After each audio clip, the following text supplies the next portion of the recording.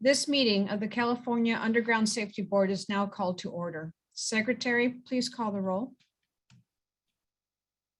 Bianchini, Here.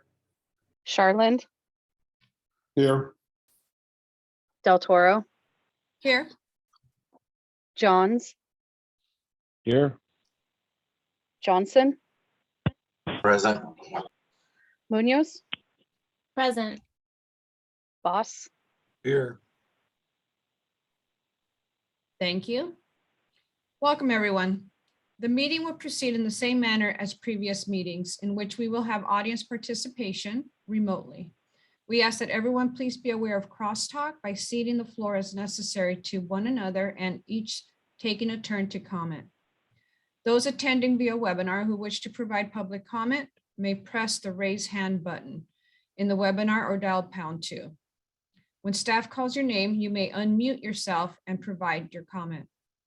Thank you for your patience and understanding as we meet today.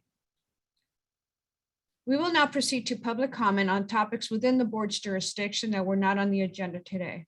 If you would like to make a comment, please click the raise hand button in the webinar or dial #2 to be placed in the query. When staff calls your name, you may unmute yourself and provide your comment. We are accepting public comment via the webinar platform. It may take several seconds to ensure that those who wish to make comments are able to get their comments heard. Please be patient. Staff, are there any public comments on this item?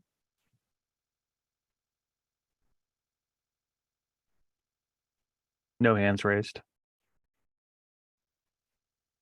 I do believe we do have James Wingate.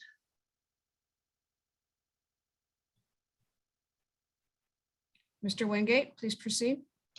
Can you hear me okay? We can, thank you. Okay, great. I just wanted to, I made this comment to the board before, but I don't think I've had the opportunity to do it when the entire board has been present. And I wanted to mention that, just remind you all that you've been appointed by the governor and or the governor or the Speaker of the Assembly or the Senate Rules Committee to represent constituent groups related to damage prevention. And as you consider NOPVs like you're going to today, I think it does a disservice to some of the constituent groups if members of this board recuse themselves from the discussion. We have over 2,200 utility operators in California. And if the representative of operators recuses him or herself from these discussions, those 2,200 utility operators are not represented. Same thing with the person who represents locating and marking.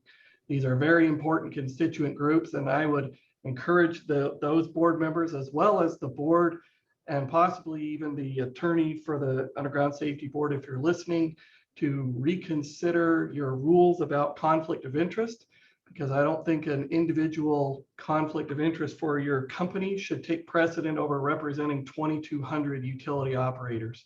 So unless the conflict is specifically related to this violation or potential violation, I would encourage that not to be a worthy reason to recuse from a discussion. Thank you. Thank you, Mr. Wingate. Any other public comments? No hands raised. See no further comments, we will proceed. The next item before us is an action item to approve the minutes from the January, May, July, and September meetings this year. We will begin with public comment on this item. If you would like to make a comment, please press the raise hand button or #2. Host, are there any public comments? No hands raised. See no comments, we will proceed.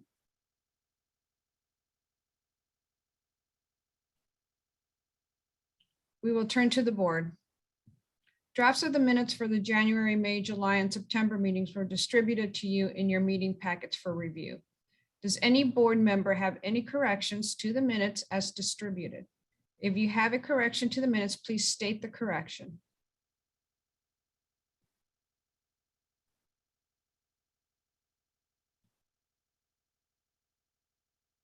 See no corrections to the minutes. Are there any objections to approving the minutes as distributed?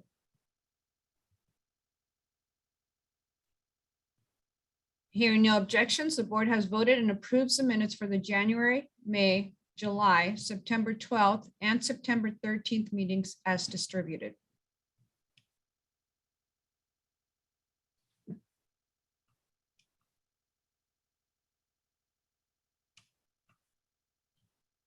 The next item before us is an action item on the decision on NOPV to the City of Kingsburg Department of Public Works Investigations 21 SA 01472.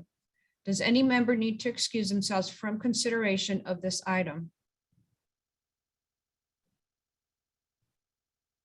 Madam Chair, Marshall, Member Johnson would have to recuse himself. Thank you, Member Johnson. Madam Chair, Randy Sherlin needs to recuse himself from this discussion. Thank you, Member Sharlin. I will also be recusing myself from this item. I will now hand the meeting over to Vice Chair Munoz to proceed. Thank you, Chair Del Toro. Seeing no other recusals, we will proceed. The notice cited the City of Kingsburg Department of Public Works for violating Government Code 4216.3C1A. Failure to provide an electronic positive response by the legal start date and time. The NOPV proposed that the City of Kingsburg Department of Public Works be required to take our educational course. The city elects to reserve its right to contest with its enforcement agency, but has indicated that it will comply with the recommendations to complete the educational course. The City of Kingsburg's Department of Public Works is under the enforcement jurisdiction of the City of Kingsburg City Council. Our decision is whether to make a recommendation to the City Council. We will begin by taking public comments on this item. If any member of the public would like to make a comment, please press the raise hand button or #2 to enter into the queue. Are there any public comments? No hands raised. Guess let's give it a couple seconds.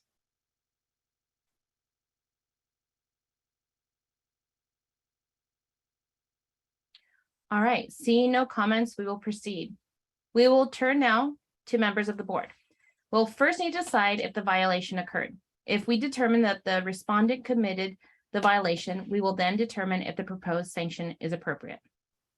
I ask that we deliberate on the proposed violation, the violation of Government Code 4216.3C1A, which is failure to provide an electronic positive response by the legal start date and time. Please state whether you agree that the violation occurred. In doing so, please list the facts you relied upon to make your determination. Members who would like to begin the deliberation. Member Voss here. I went ahead and reviewed the investigative report as well as reviewed the letter submitted by the City of Kingsburg in response to this violation of Government Code 4216.3 C1A for failure to provide electronic positive response. In both cases, during the investigation, as well as in the letter, they do admit that because of lack of this requirement and only this requirement, they failed to submit a positive response. So I see that at this point that I would find that the City of Kingsburg is in violation of Government Code 4216.3 C1A for failure to provide time electronic positive response. So I think the facts are here before us. This Member Bianchini, I concur with Member Voss. They did write a nice letter and they're already suggesting people that would go to our educational, and it seems they were unaware, but they did admit fault.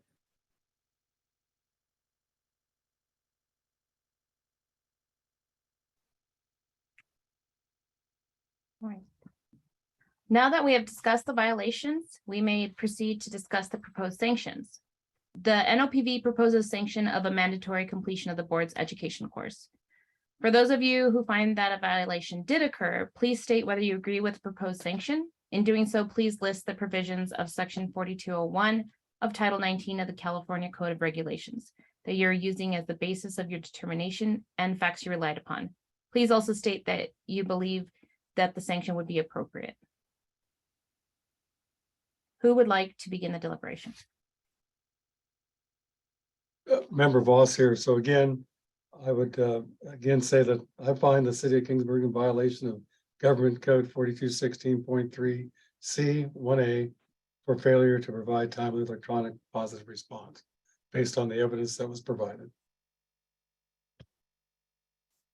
Excellent. And as you both stated, they did document that they were in violation. So I think they did a good job of agreeing to our education terms. So I think that's great. Are there any additional considerations for the record that a member would like to make before I ask for the motion?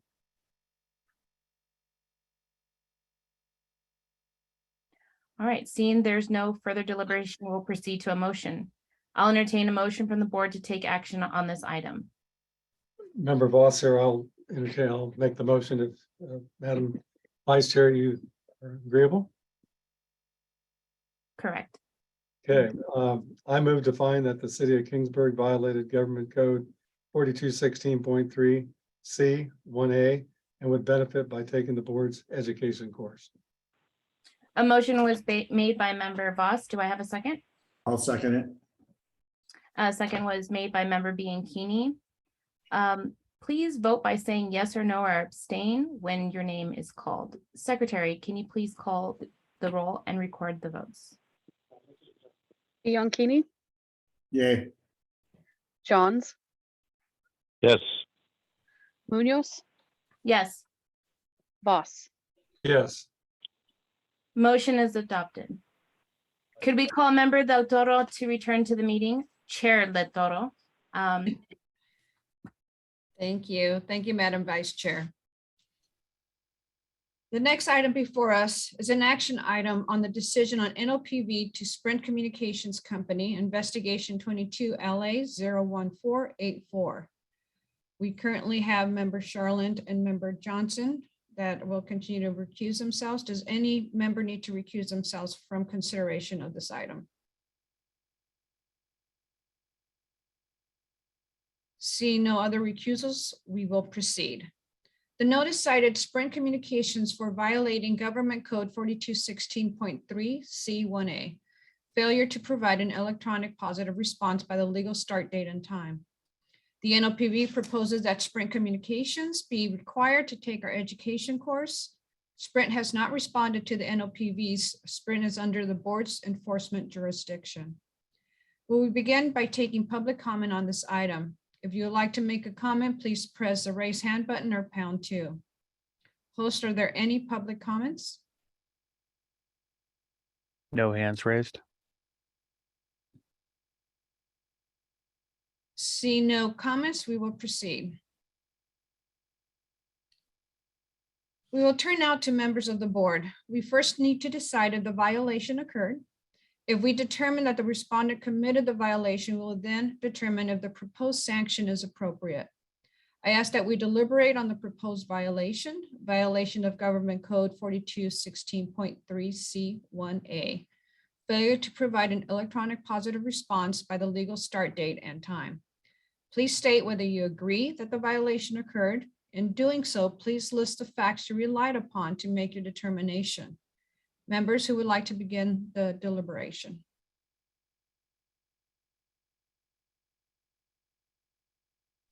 Member Voss here, and going through the investigative report again, it was acknowledged that Sprint T-Mobile did mark the area, but failed to provide electronic response. That was written up in the investigation.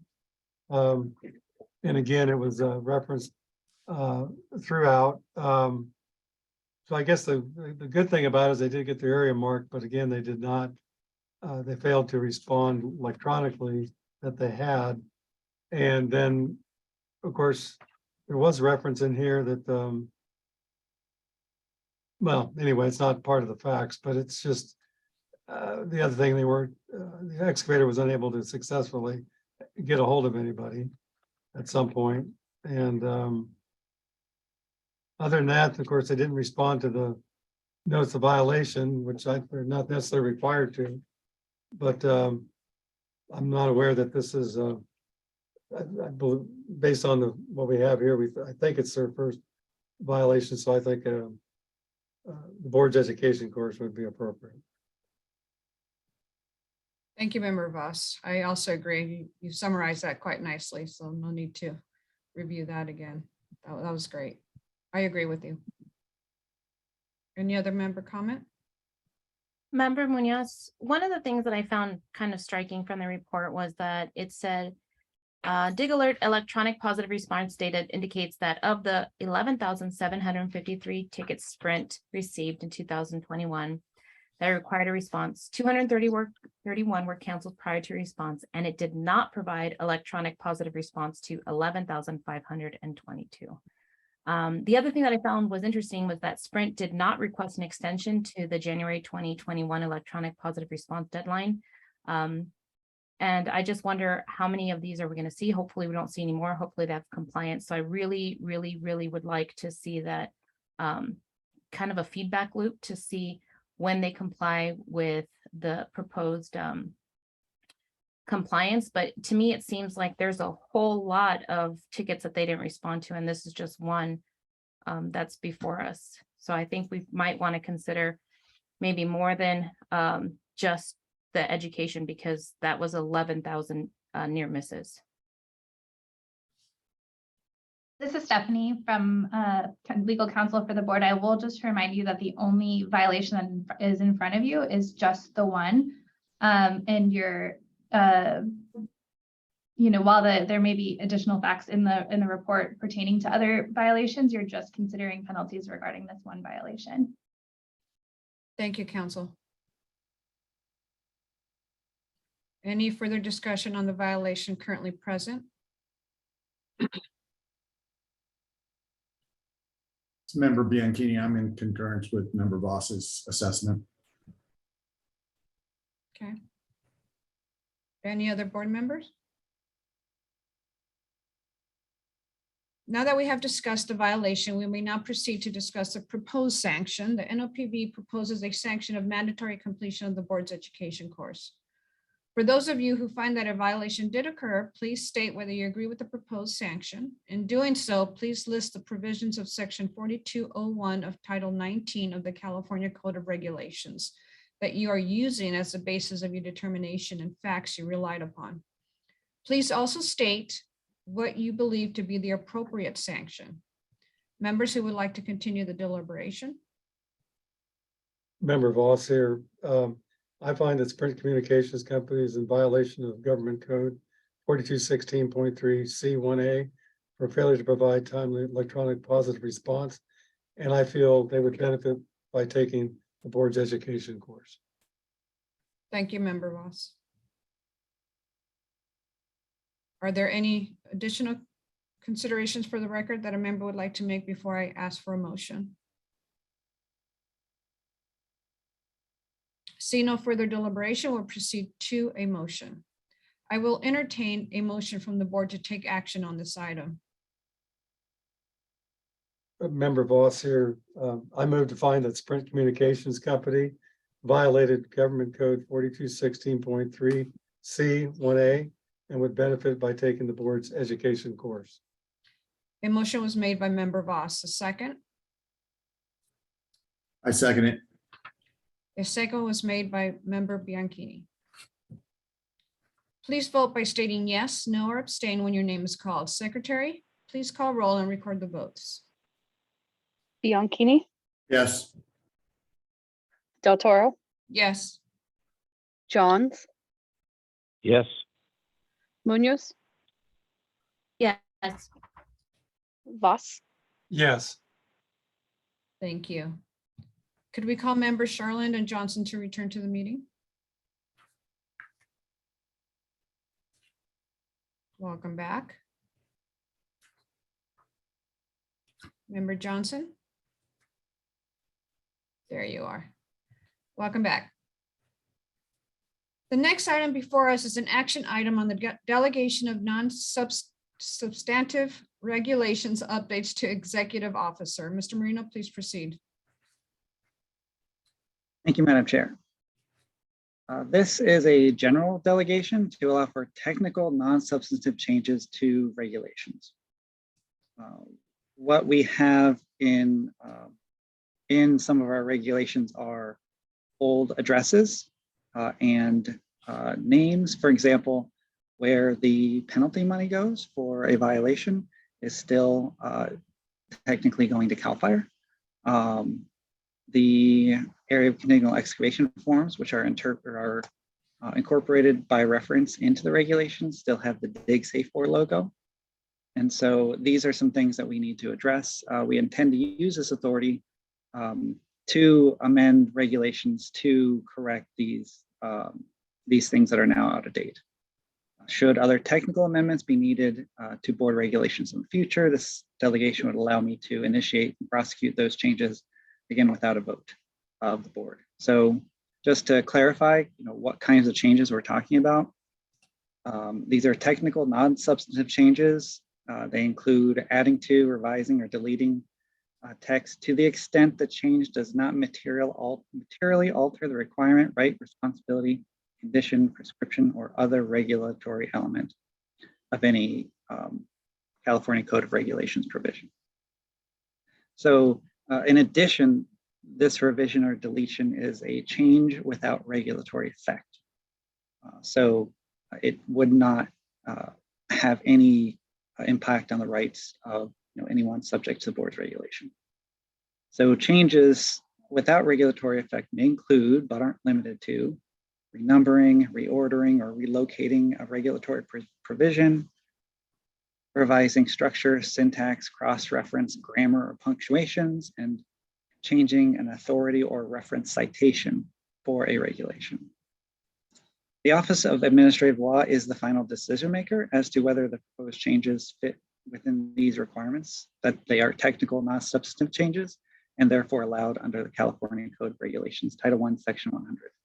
The real benefit of doing this is that a change for something that is important, but not of regulatory impact, such as the address that somebody must send a check for paying a violation, we can get that changed in a month, as opposed to the year and a half sometimes that it takes for a normal regulatory process. And so that's what this Title I, Section 100 of California Code of Regulations does. It allows for quick changes for things that don't have any regulatory effect. And so just requesting your aye vote on this provision. Happy to answer any questions. Thank you, Ms. Marino. We will now proceed to public comment on this item. If you'd like to make a comment, please press the raise hand button or #2. Host, are there any public comments? No hands raised. See no comments, we will proceed. Would any member like to begin the discussion? Member Voss here, I think it's apparent here that for the day-to-day stuff that was explained by Executive Officer Marino, that this clearly is something that I'd be in favor of giving him the authority to do. Thank you, Member Voss. Member Johnson? Thank you, Madam Chair. I just had a question in terms of timelines. Once it's been identified, do we have a timeline that it will be corrected or reviewed? I have not gone through this process before. My understanding is with the Office of Administrative Law, it should take about a month. And so we still need to make the drafting changes and submit them. So I'm guessing we're looking at sometime in January, maybe February for when everything is in effect. Madam Chair, I agree with the delegation. Thank you, Member Johnson. Any other board discussion?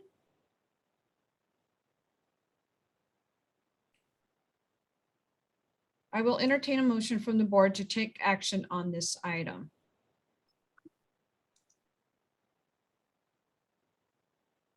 Member Voss, I make a motion that we approve resolution number 22-11-1, giving a certain regulatory authority to executive officer of the Underground Safety Board. Motion was made by Member Voss, a second. Madam Chair, this is Member Johnson. I support that. I second that. The second was made by Member Johnson. Please vote by stating yes, no, or abstain when your name is called. Secretary, please call roll and record the votes. Bianchini, Yes. Charland, Yes. Del Toro, Yes, Johns, Yes. Johnson, Yes, Munoz, Yes. Voss. Yes. the motion is adopted. Thank you. The next item before the board is an information item on updates from the One Call Centers, Dig Alert and USA North 811, including their annual technology report as required by Government Code Section 4216.3C2. Ms. Diamond, Mr. Wingate, who would like to begin?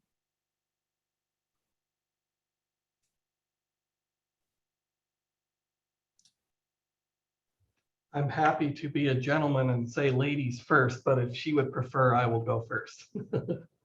Actually, I would like to go first, if you don't mind, James. By all means. Thank you, Ms. Diamond. Okay, let me bring up the PowerPoint.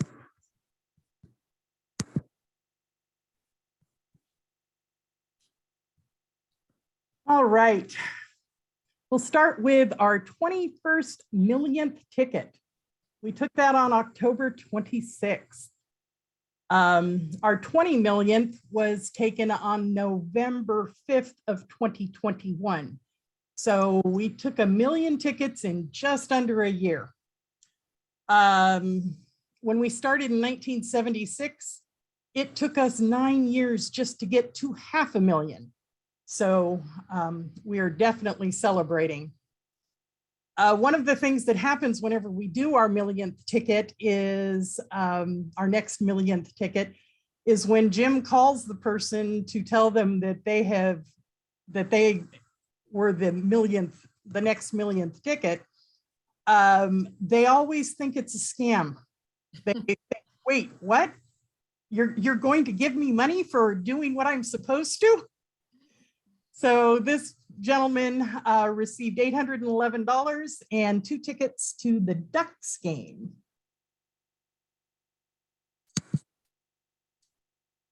All right, moving on.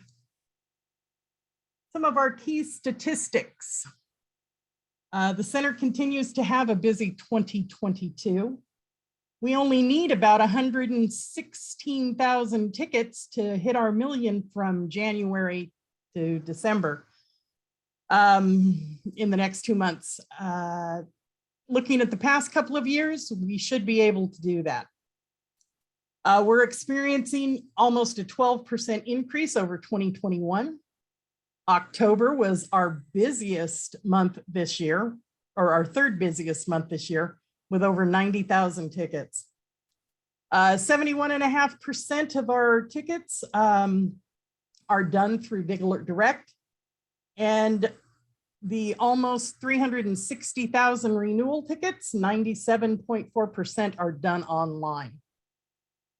The 884,000 plus tickets resulted in almost 7.5 million transmissions. That's about 8.5 notifications for every ticket. Our average hold time is under 3 minutes. Excuse me, under 3 seconds. And while our call volume is down, our web volume is increasing.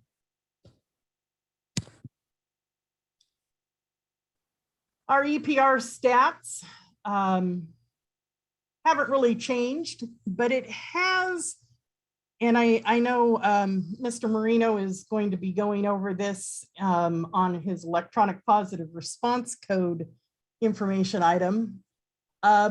It's recently come to our attention that there are, while we have best practices documents as to when certain codes are supposed to be used, there are some companies that are have their own policies that they are using. An example, when there was really a no conflict, it was marked as no access to the locate area because they didn't have any easements in the backyard.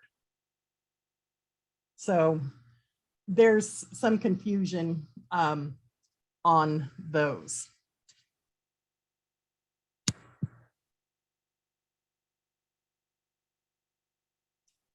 The extraordinary circumstances have slowed down significantly. We had less than 500 in the last 2 months. So that's a good thing. The sorry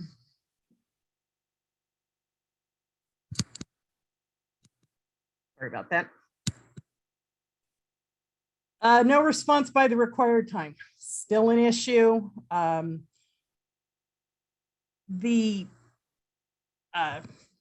469,447, no response through the end of October. Again, while a mandatory electronic positive response has been in effect since 2021, and then 2022 for those that had been given an extension, it's still fairly new, and people are still not doing it. I think it's going to take quite a few years before we have full compliance. I know I've mentioned it before, but back in 1987, that's when positive response, not electronic positive response, but positive response went into effect for 4216. That meant that an operator needed to either mark, provide other information, or tell the excavator there was no conflict. We had someone come and visit our office in the early 2000s. So over 10 years, and they did not realize that they needed to let people know that there was no conflict when they didn't have any lines in conflict. They were just taking the information off of the teleprinter and throwing that ticket in the trash. So I caution that this, while we may want it to happen overnight, it's going to take a long time. DigAlert is not an enforcement agency. We keep trying to tell people we aren't, although we do get the phone calls of who's going to remove the markings? Why didn't we go out and mark the lines? Why didn't they do it? Why didn't the operators go out and mark their lines? What can we do about it? Again, DigAlert is the communications link. We're not the enforcement agency. We can lead a horse to water, but we can't make them drink. Which brings me to our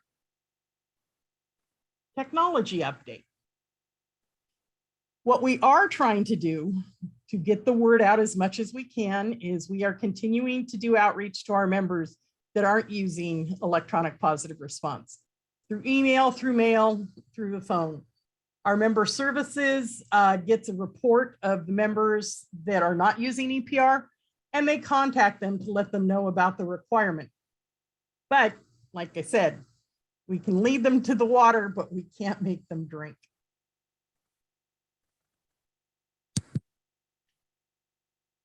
This year we have added some changes to our delivery for both our operators and for our excavators, how they can receive a copy of their ticket. We've added HTML emails, webhooks, JSON, XML, plain text, and we changed the excavators messages to HTML instead of just plain text. This allows for more parsing and it's easier for our members.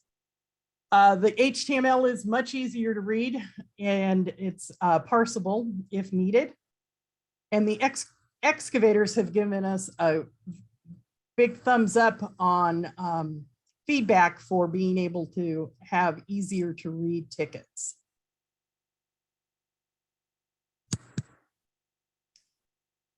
In an effort to reduce over notifications, DigAlert has reduced the automatic work area buffers on our tickets from 150 feet to 75 feet.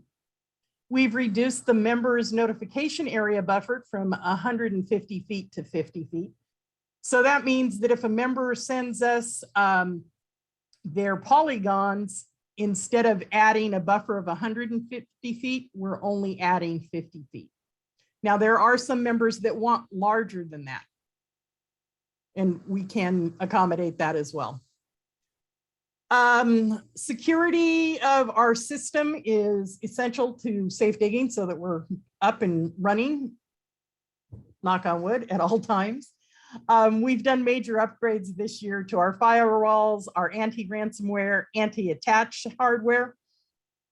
So that's some of the things we've done for our systems. For the Underground Safety Board, we've developed an API to pull the EPR data every night, so that they can have that data information.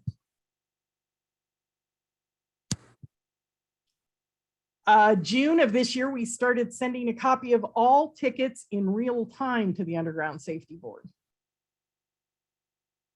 So they aren't just getting damage exposed tickets, they're also getting new tickets, renewals, resends or amendments, remarks.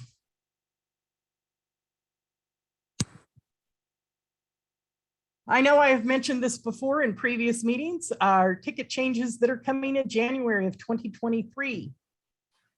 Just mentioned the damage exposed tickets. We are separating those to be damage, a separate ticket type of damage and a separate one of exposed.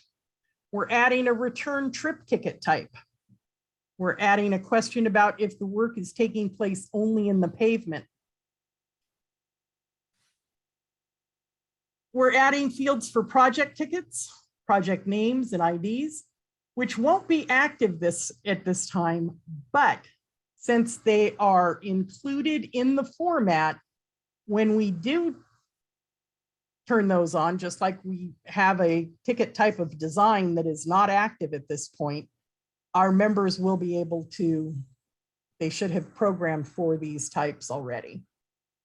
We're also adding a searchable tag, hashtags, to prevent future-proof formats, so that if our members decide that they want to have certain information added, let's say, I think one of the first ones we're talking about is microtrenching. We'd be able to put hashtag microtrench, and then they would be able to search on that information to find out if that ticket that the person said they would be doing microtrench without having to add an additional field.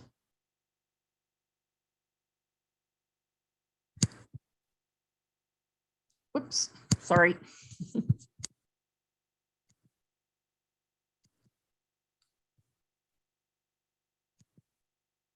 Future changes.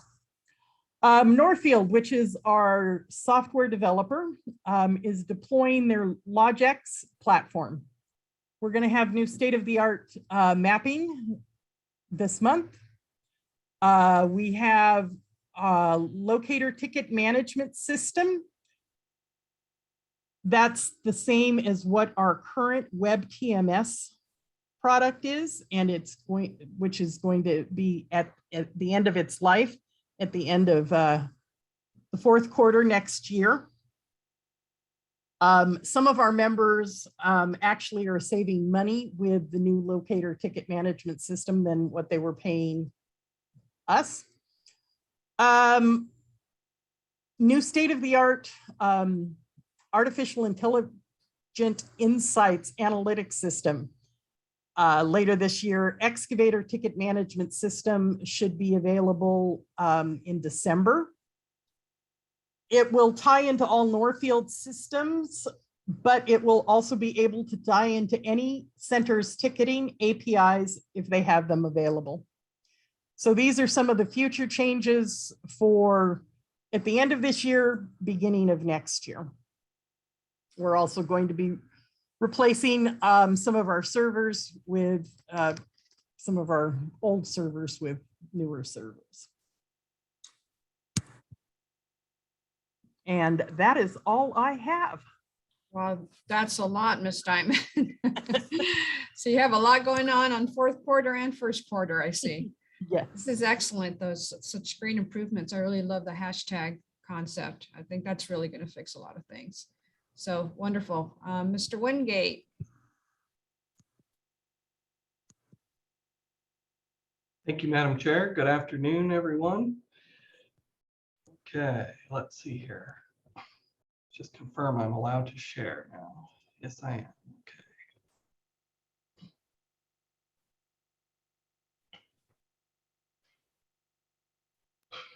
Okay. First, I want to give you a quick update of what's going on in our center as far as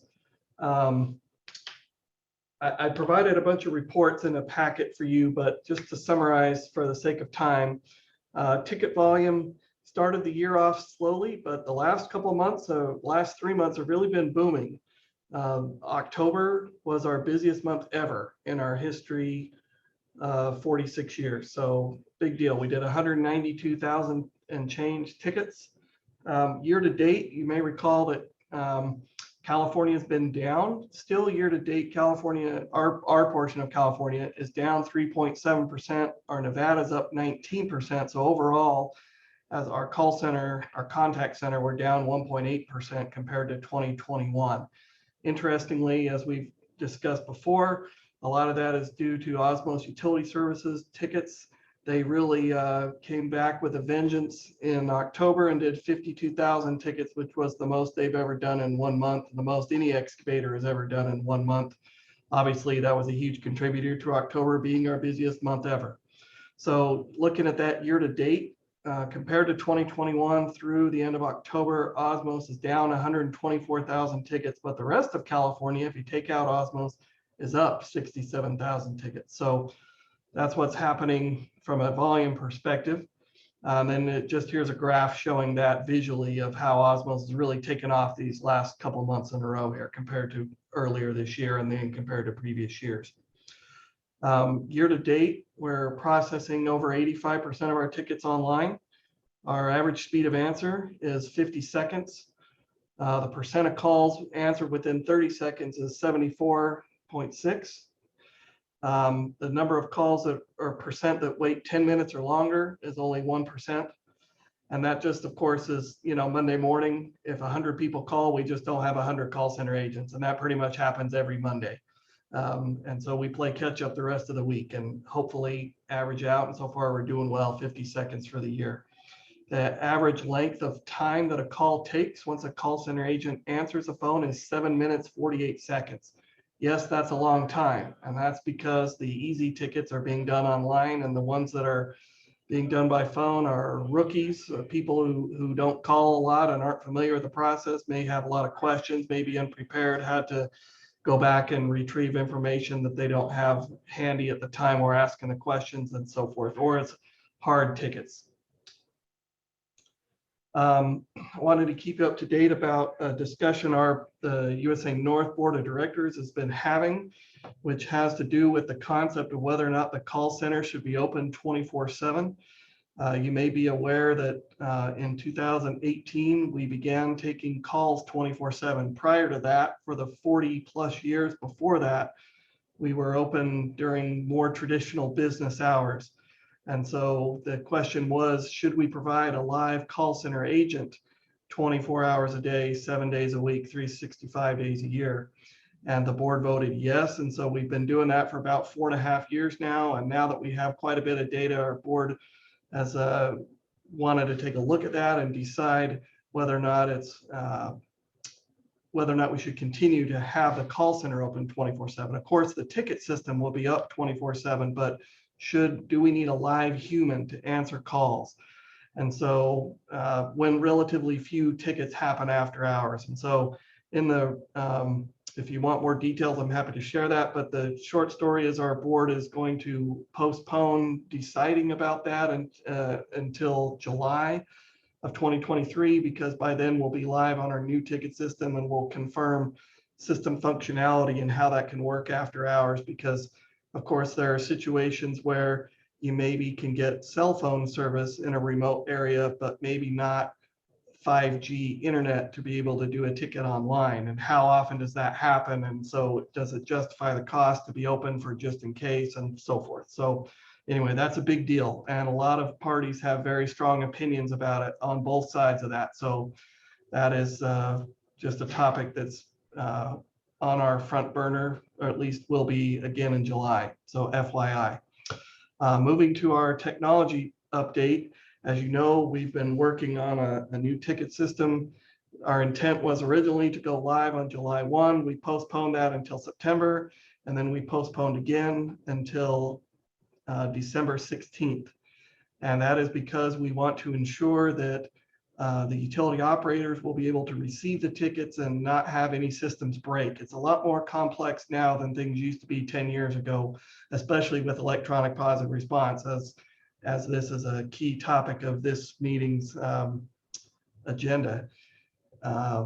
We have to have the system that can receive feedback from utility operators for all types of tickets in many different situations and different timestamps and so forth. And so it gets tricky.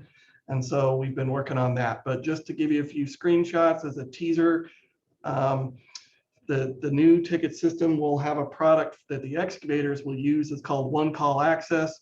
And the goal is to use the concept of electronic white lining, where the excavator can draw the dig site with precision. And I don't know if you can see my mouse moving, but in this top screenshot here, it's kind of hard to see, but there is a red polygon surrounding this meter station. This is actually in our office parking lot. It's a PG&E meter station, gate station, where gas transmission changes to gas distribution. So you can see how when you have high resolution aerial photography, you can actually zoom in close enough to be able to draw that small of a dig site if you wanted to. And so the goal is to minimize over notification and get some of the noise out of the system, because as you'll see when Mr. Brino or whoever from the Underground Safety Board staff will talk about electronic positive response later in this meeting, a huge percentage of tickets are responded to with clear. And of course, some of those situations are the excavators digging a swimming pool in the backyard and the utilities are in the front yard. And so some utility operator responds clear. We may not be able to filter out that ticket, but that isn't happening a huge percentage of the time, right? So in other words, there's a lot of over notification occurring. Utility operators are getting tickets that they don't really need. So what can we do at the call center to help with that? Well, one thing we can do is, or that we're attempting to do, is to provide tools to allow the dig site to be drawn with greater precision. So that's the concept of electronic white lining. So this is just a screenshot of how that looks for an individual ticket. Here's the dashboard for the excavator to see multiple tickets they've created and view the positive responses for those. The basic concept is we're going to have Google Maps with additional layers on top of it, such as parcels, address points, highway mile markers, oil and gas wells, etc. This is a big deal for us. It's very complex because there is no out-of-the-box product that can do this. Have you guys ever seen Google Maps with any of these, with all these other layers on top, even by the big tech companies in Silicon Valley? No, you haven't, because nobody has it. So we are pushing that, and I'm not saying that as a way to sound boastful in some way. I'm just trying to illustrate the complexity of what we're trying to do at our little call center.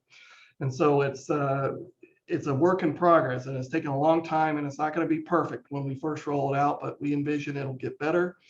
And hopefully we'll have a top-notch mapping system that will allow for precise tickets that will save everybody time, both the excavator and the utility operators. That's the goal.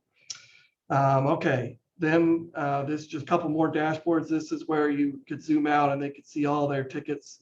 And then they have a dashboard in a table format as well.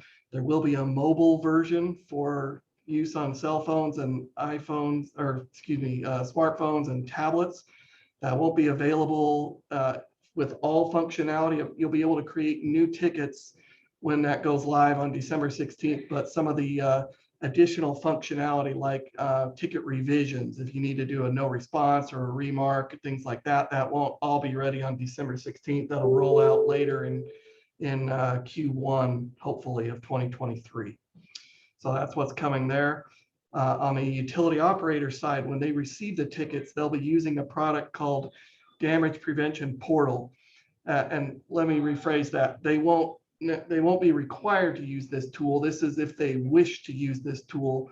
Many of the large utility operators have software already to manage their tickets. So they'll continue to use those. This would be for smaller operators, which we have many hundreds of small operators, but this will be a basic tool for them. Well, they'll have a dashboard with a map and tables and so forth to be able to see their tickets. And there'll be a few more self-service options than they have today, as far as they can view and edit their own contact information and view their service area mapping, which we're changing that lingo to call it an area of interest mapping. They can view it, download it in GIS shapefile or GIS format that's used in GIS software or with Google Earth. Then they can choose different ways to receive the ticket. The Underground Safety Board staff will continue, as they do today, have full real-time access to the ticket database, including EPR responses, so they can do analysis as they wish. We're working on an API to give that to them so that their analysts can pick through the data and find trends that are of interest to you as an Underground Safety Board. You've seen this slide before, but I'll just refresh your memory. This is still our vision for the future. We do hope that eventually we'll be able to do multiple dig site polygons on the same ticket. That would really be able to get noise out of the system. Today, we can only do one polygon per ticket. So for example, if you're replacing multiple power poles, you would have to draw a long rectangle to capture all these locations. But our vision for the future is you'll be able to do multiple individual distinct polygons separately on the same ticket. Doing that on our side won't be as hard as it will be to get the utility operators to be able to accept that, because right now they're only used to getting one polygon from us. And if we try to send them 4 or 37 or whatever, then that may be harder on that side. So realistically, it'll be a while before this happens, but this is what we envision the future being in terms of a way to really narrow the noise even smaller, or get more noise out and have it be, again, even more precise. Okay. I want to shift gears and just tell you about a couple other things that I'm sure that you probably have on your radar already, but just in case you don't, I want to make sure you're aware. On a national level, the Common Ground Alliance has released some important reports lately, and I'd encourage you to look at those if you haven't seen them yet. They released the data for DIRT 2021. Yes, it is November, but it takes a long time to get all the data from all the people who report it and then to look through it and pull out the trends and all that. So they just released the report in late October. They identified, or they had 230,000 damages reported. Of those, about 203,000 were unique, meaning the other 30,000 or 27,000 were the same incident reported multiple times by multiple parties. So they teased out 203 unique. That's a slight, or a plateau, or a slight increase since 2019, the last 3 years in a row. Oh my goodness, I botched that formatting there. Oh well. The top root causes there are still, number 1, no ticket. Number 2, failure to pothole or maintain sufficient clearance between utility and excavation equipment. And number 3, facilities not marked or mismarked due to locator error and or mapping records error. So on a national level, 25.7% of damages are due to no ticket. That was the root cause for the reported damages. Of course, the true number of damages is much higher than that. My personal guess is it's probably triple that.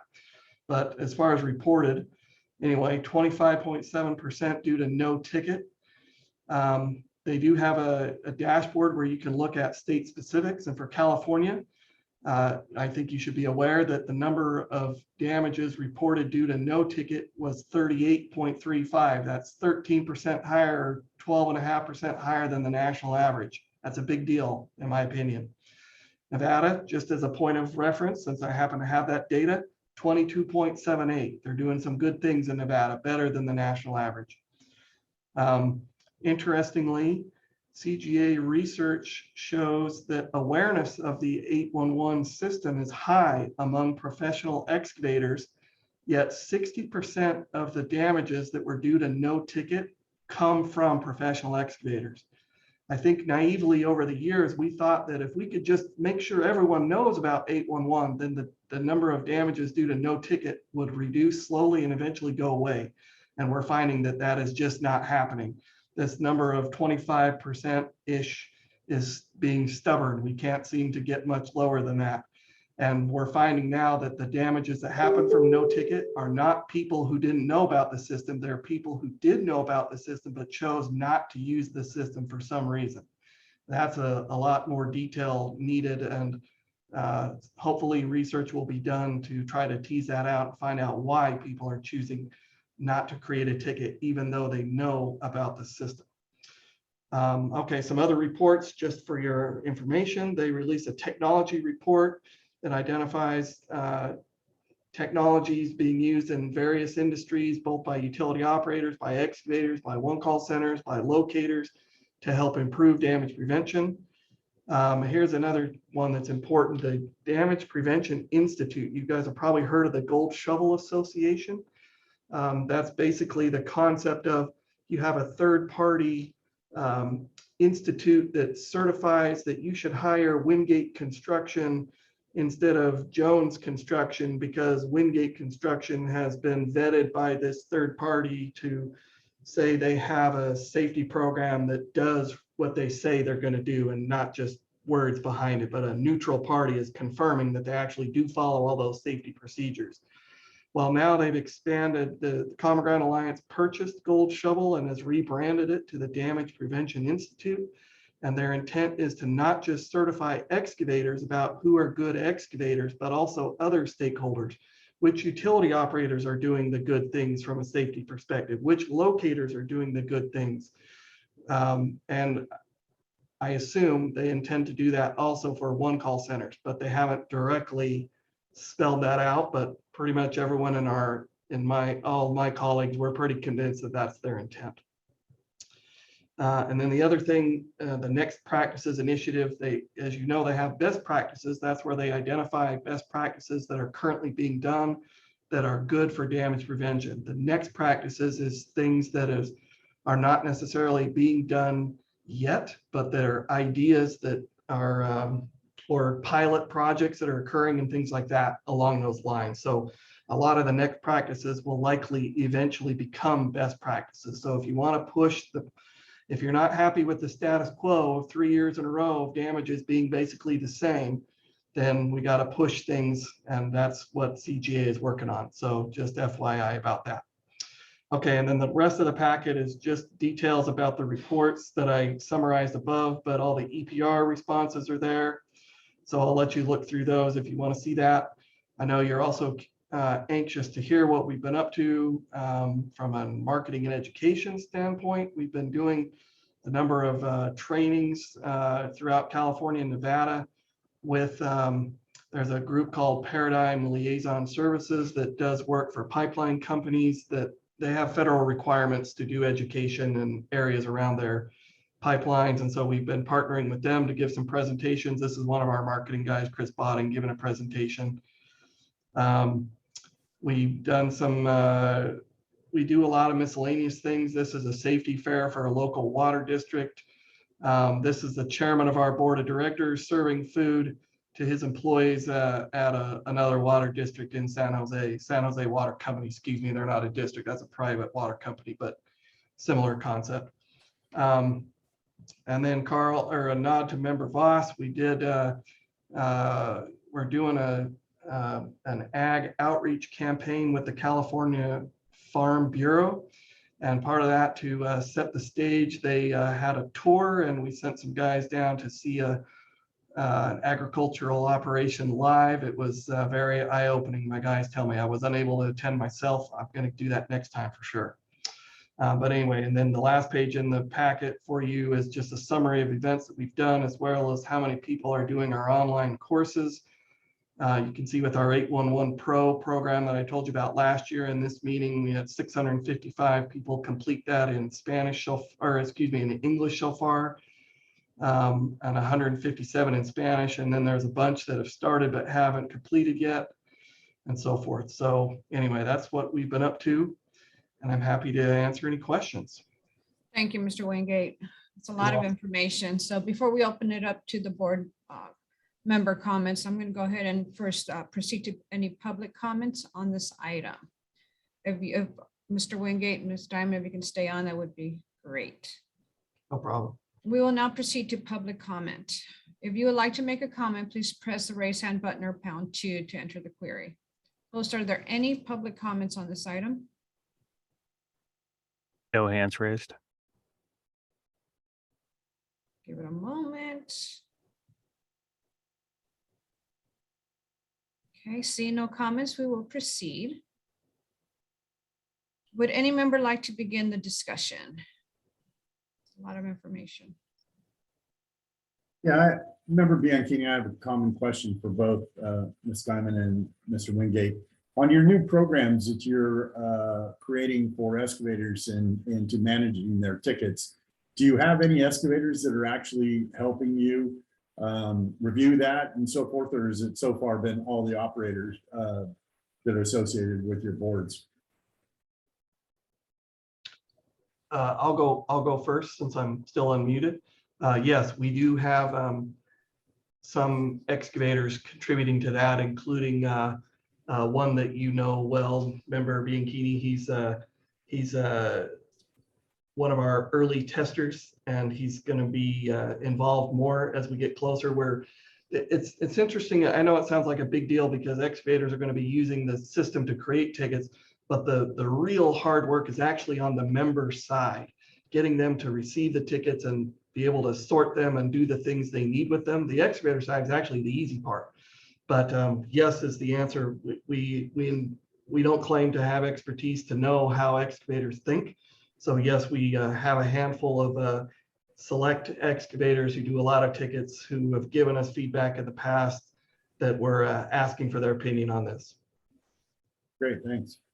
Mr. Wingate, where can we download? Just go to the CGA for the DIRT report, the 2021 National Report?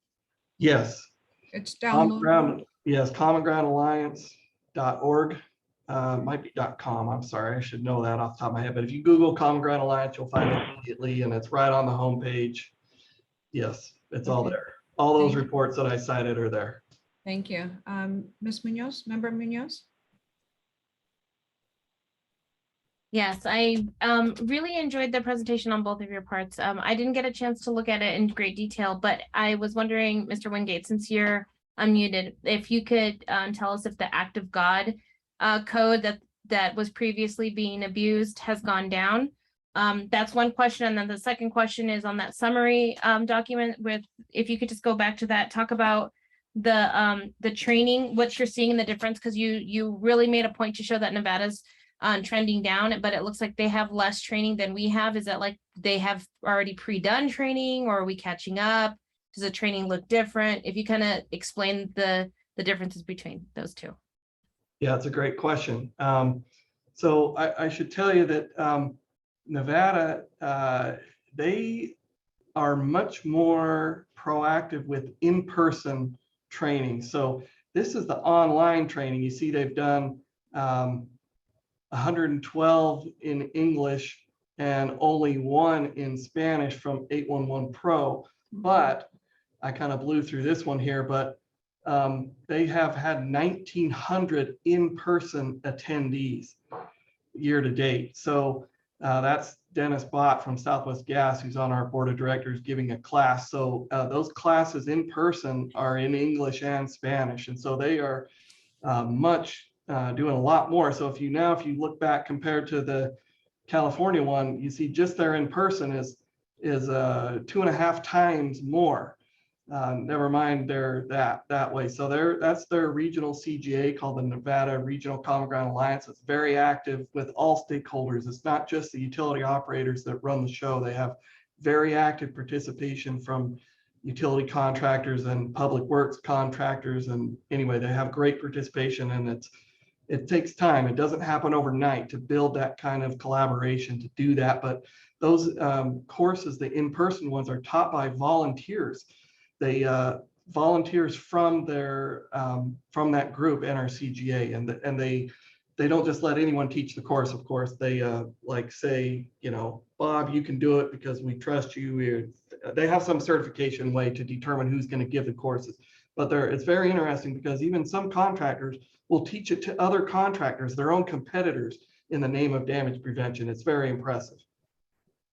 And sorry, let me go back to answer your other question about act of God. The short, direct answer to that is yes, it's getting better. It still could be better, in my opinion. This is it in red by month. So you can see 694 in January, 962, 1400 was the peak, 42211. So the low was September, only 113. So that's much better. So yes, they are getting the act of God. God has been quieter lately, you might say. Pardon me. Okay. Thank you. Member Johnson?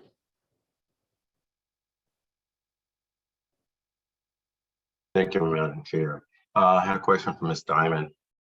I didn't recall seeing the total transmissions, but when we talked about the EPRs with no responses, like 469,000 of those, in relationship to total transmissions of those who qualify for EPR notification, do we happen to know what that percentage is? No. The 7.5 million transmissions are just straight transmissions to all of our members. As far as the 469,000 that were no response, those were no responses at all to new tickets and remarks. But we don't know what the base is at this time, right? I don't have that. My next question is for both of you guys as it relates to the DIRT report. How does that stack up with your numbers in the reporting of damages that you guys are involved in, and Mr. Marino's?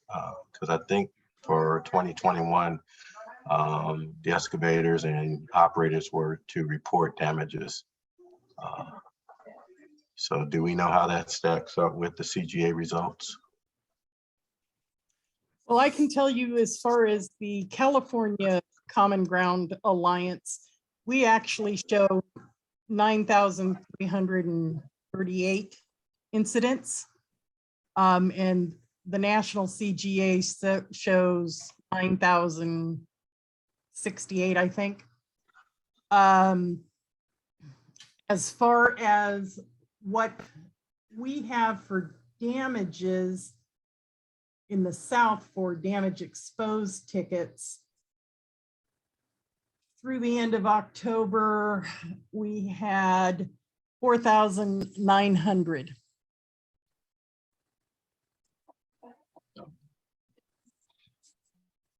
Mr. Wingate, how do you stack up to that number? So you raise a very interesting point, Member Johnson. One of the criticisms of the DIRT report by many parties across the nation is about data quality, because again, we're only looking at reported damages, and there have been a number of studies that show that if you take 100 damages reported by utility operators, 70% of those are the fault of the excavator. You take the same 100 damages from the excavator's point of view, and they say 70% are the fault of the operator. So the same damage gets reported in different ways. And so the question about how valid the data is really a good question. I think Ann's, the Carga has historically reported for the state of California. And so I don't have any numbers different than Ann's. I mean, I've got numbers of how many damage tickets we processed, but I have not looked at those. I suppose Ann and I could probably get together if we wanted and compare to see how many, but how many we took versus how many were reported versus how many Tony and team have. That would be very interesting to look at, and something I think we should look at. And to be honest, I would love to have the Underground Safety Board take the lead on this in terms of reporting for California. That way, you guys know what data is going nationally to CGA, so you can confirm what kind of accuracy you believe it to be. I think that would actually be a great idea, in my opinion. I haven't run that by Ann yet or Carga, but just my own thoughts. So something to think about. And member Johnson, I'll just I just pulled up some of our data. It has some caveats. These are just the notifications we received from January 1st through November 3rd that I have in front of me, and they are not differentiated between the type of facility damaged, and there are some complaints in there as well. I think that we're looking at like 10% complaints total. So all the caveats, we have numbers for 2022, 1,421 damage, or sorry, 1,421 notifications. The vast majority of those are damages. As you remember, the reporting requirement is that, well, essentially all gas damages. And those would be the bulk of what are required to be reported to us. And for a year, they're around 5,000 a year that happen in the state. And so, so that 1,421 isn't capturing all those that are required to be reported. I think the challenge and perhaps the difference between the reporting numbers that that CGA gets, or that Carga gets, or that essentially the DIRT report data, is that those are primarily reported by operators who are volunteering to report. And so, again, the purpose for the notifications that we have isn't for necessarily for data, though we'd like to use it for. It's mostly for investigation purposes and triaging to know what to investigate. But to answer your question, we're getting maybe a fifth of the damages that are supposed to be reported to us are being reported to us. Thank you, Ms. Marino. Thank you, Ms. Marino. And then one last question or comment was around act of God, or what is called, I think, is extenuating circumstances. There is an act of God, but extenuating circumstances, a lot of things fall into that category. So I just wanted to say that. Thanks. Thank you, Member Johnson. Member Sharlin?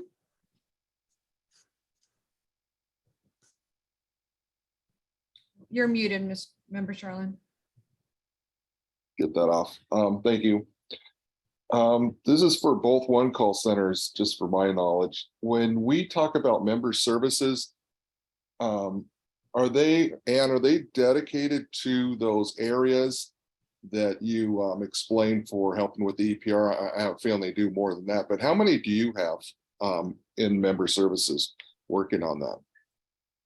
We have one dedicated person doing member services, but we have a couple of others that help out. Okay. And James, how many do you have working on that? We have 4. Okay. And then Ann, if I heard you correct, so you are reducing the tolerance zones, and I know why we try not to have bigger areas, reduce them to where they have their facilities. And by reducing that, it does require the locators when they go out there that and I believe you're basing that on the description on the ticket, because you guys don't see the field delineation. So when the locators see the field delineations and they don't match up with the ticket description, it's imperative that those get classified as a problem. And the case that I guess I always think about is the one where they say where they're going to be doing work on one side of the street will give that address, but really they're pulling a gas line or a water line across the street. That with the smaller buffers, that area across the street would not get covered, and we might have, a customer that didn't even know they had facilities. Well, Member Charlin, to answer that, as far as if they just give an address, then that's what our customer service rep, or if they were putting it in online, they would just do a drawing around that parcel, that address. Now, if what they're saying is that they are working across from that address, we would include the area across from that particular address. Yeah, so I'm going with they don't say that. They just give you their address, but when you get out there, the delineations go across the street. So in that case, I think what the locators do is say, wait, we have a conflict. What you guys are saying you're working and where you guys have delineations is two different things. And why, even if they told us that, sometimes we'll meet the crew and they say, hey, we're working on the other side of the street. We would say, well, that helps us. We know to go mark the other side of the street, but there's a lot of customers that don't even know you're working on the other side of the street because they didn't get the ticket or possibly didn't get the ticket. That is true, but that could be true whether we had a 150-foot buffer for our drawing or a 75-foot buffer. If the excavator does not tell us exactly where it is that they're working, we can only, draw the map of what they've provided us, or they draw the map for what they are saying is where they're going to be working. Right. I'm sorry to interject. I have a slide that might help if you want to see. And well, James, I just want to throw you into the mix because where I'm going with all this is we're adding now electronic white lining, which is now another element that might not match up with delineations out in the field. And the reason I'm bringing this up is we're going to start discussing electronic positive response codes. And I kind of just want to get your guys' feedback that this is an issue when we have delineations that are placed in the field. We are now next year, we'll have electronic white lining as information. And then we have ticket description. We have three things where they might not all jive, which would raise or could possibly start raising this EPR code of something doesn't match. Right? Does all three of these, in James' cases, do all three of these need to match before a locate could be completed out in the field? And I just want to put that on there. Am I missing something? Or, yeah, this is something we got to kind of work through, and this could lead to tickets not being marked because they all, in your case, James, they all three don't match. Right. It's an excellent point. And this is a slide that I created when people are asking us about buffers. I was trying to illustrate why we do that. And so if you're familiar with property lines and parcel boundaries, well, the parcel doesn't include what's called the road right of way. And sorry if you guys know all this, I'm sure you do, but I'm sure there's someone on the call who doesn't. These are the legal parcel boundaries, but the city technically owns from here to here as part of the road right of way, which is why you often see a city can widen a road without having to buy land from the homeowner or even get their permission. They could just say, we're widening this road. Tough luck, because they do own this part, right? But yet every homeowner who lives in this house, 2259, is going to consider this part his front yard, right? So if we only use the parcel boundary and the excavator saw that, and perhaps they chose not to turn on the aerial imagery for some reason, and they just drew a polygon that's hugged the property boundary, they would be missing this part right here, right? So if the work type was mailbox or planting a tree or something in the park strip, if we only allowed, or if we allowed the excavator to draw that with no buffer, then that would be risky. You see what I mean? Because this part would not be included if they only follow the property line. So every one call center across the nation chooses to add some kind of a buffer around what the excavator draws. So in this case, let me zoom in a bit here. Sorry. In this case, if this is a parcel boundary right here, sorry, this is grainy. This is the low resolution aerial imagery. But if this is the parcel in orange, this is what a buffer around of 100 feet looks like. And you can see now it catches the whole road and things like that. And that's because I'd rather have a utility operator tell me, you sent me this ticket when my facility's over here and I didn't care about this digging, you over notified me. Well, I'd rather have them complain about over notification than you drew it so tight that you missed sending me the ticket and now there's a damage, right? So finding the balance of how big of a buffer to do is something that every one call center struggles with. And so as Ann mentioned, DigAlert has chosen to reduce their buffer, if I heard you right, Ann, from 150 feet to 75 feet. That's a great step in the right direction, in my opinion. We changed ours from 200 feet to 100 feet a while ago. But one thing we don't do is we allow the utility operator to submit their area of interest, and we do not buffer that. We expect them to do that themselves. So in this case, this is level 3 communications. That's their area of interest. We do not buffer what they give us. So if they choose it to be fat or skinny, that's on them. So some one call centers choose to buffer what the operators give them. We choose not to. Each center, that's up to them, I suppose, and with their board's blessing and however they want to do it. But anyway, that's the concept of where the excavator draws the orange, but the center in the background uses the blue to determine which utility will get the ticket. And then the purple, if the blue touches the purple or overlaps the purple, then the member gets that ticket. So that's the concept of buffers, and it's a big deal. And the one call centers talk about this a lot as technology improves. You know, years ago, these buffers were enormous, like 1,000 feet, and even 500 feet is still being used by a handful of centers across the country. To me, that seems way overkill, 500 feet, but now you're seeing a lot more centers push for the 100, 150, 75. That is becoming much more normalized now that GIS data is pretty good. Yes, and just to confirm, the law still will require delineations out in the field. And I think that's very important because this is where they are saying they are going to be digging. And I know there's been a lot of assuming in the past, and that's kind of getting to a point where you can't assume anymore. If these are not matching, there's issues. And I think we got to work through this, that again, we're adding a third element to the confusion of, you know, delineations. Or does one, maybe we decide on this, the white markings delineations trump the other ones. That is exactly what gets marked, and that's all that you mark. However, there are mistakes that are made out there, and I wouldn't want technicians to go out there and just say, hey, I'm just marking delineations, even though I know they're going on the other side of the street. This is a 4-lane highway. That's where, you know, they just told me they're going to do, is to say, hey, there's a conflict here. There's people that might not have got the ticket on the other side of the street, and we don't want to damage for anybody. So I just wanted to throw that out there, that there are these issues that we probably need to take a look at. Thank you, Member Sharlin.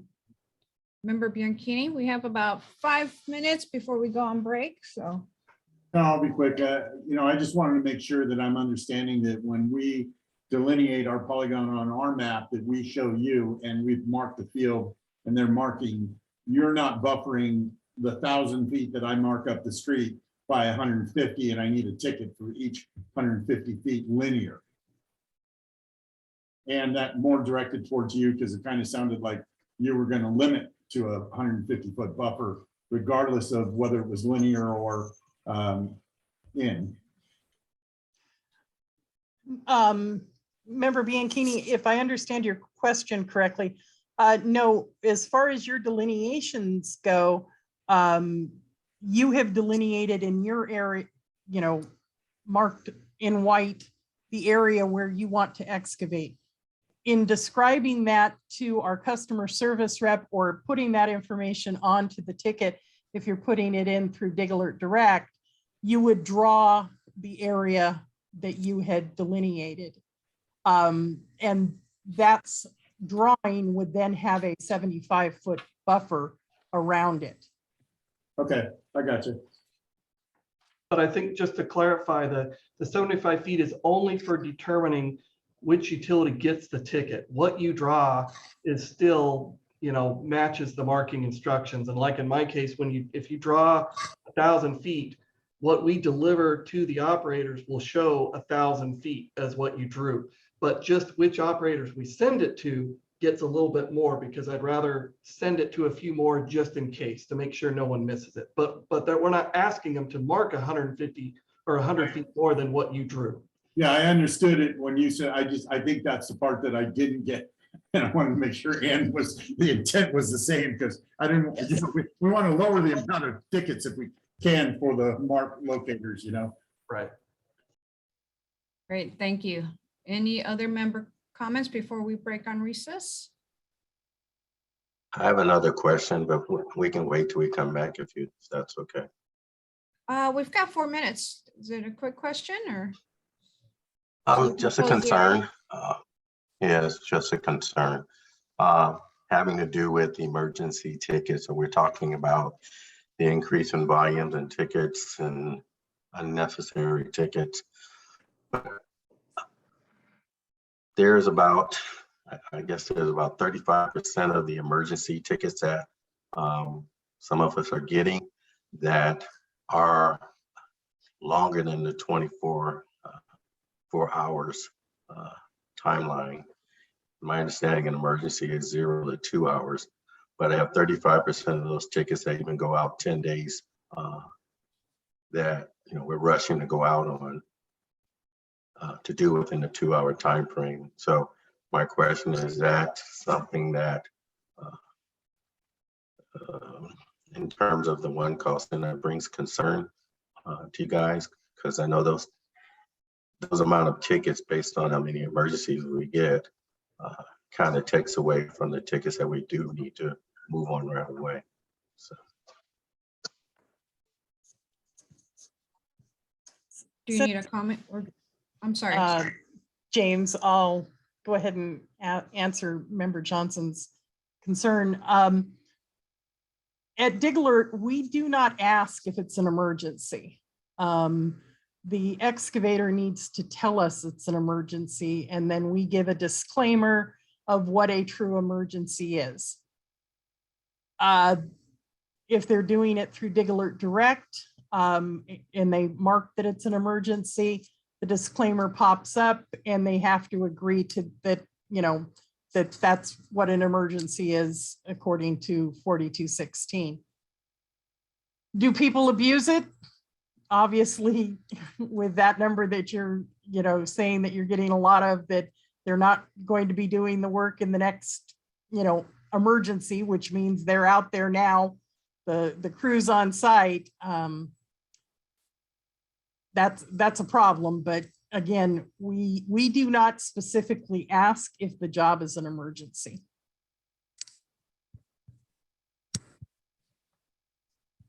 That our situation is similar. We require the excavator to agree to the terms of an emergency, just as Ms. Diamond just described.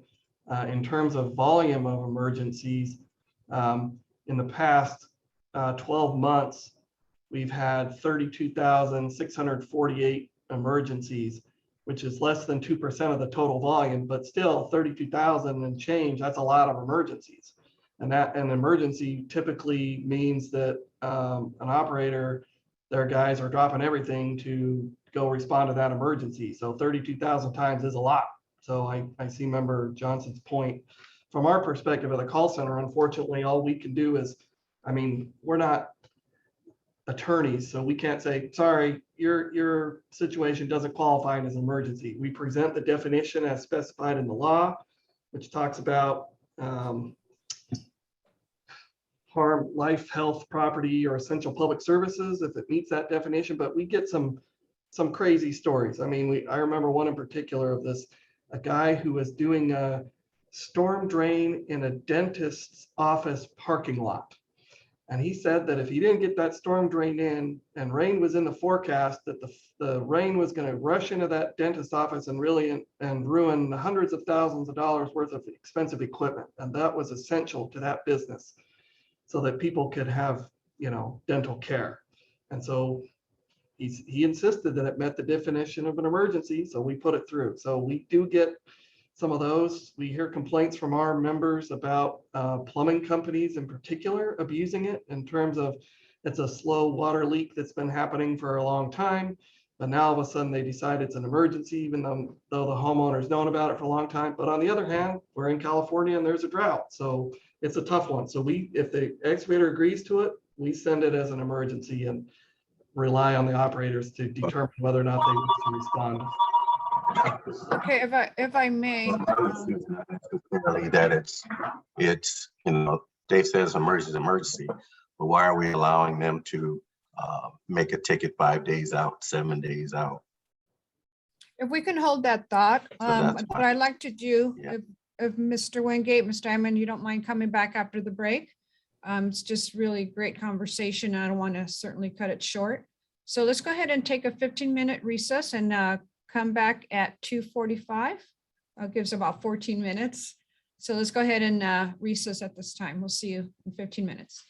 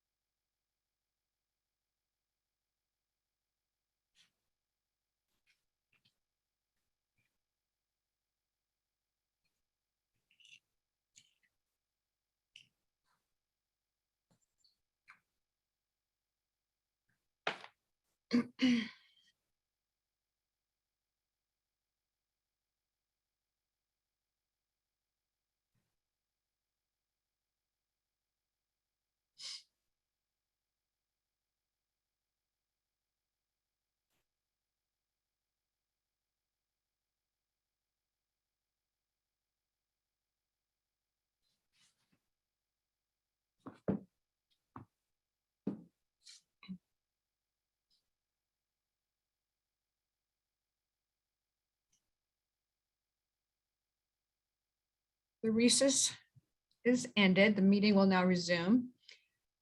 Is everybody on?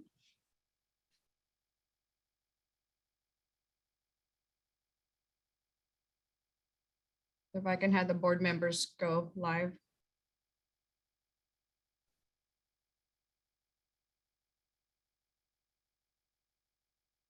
Thank you. We have Ms. Member Munoz.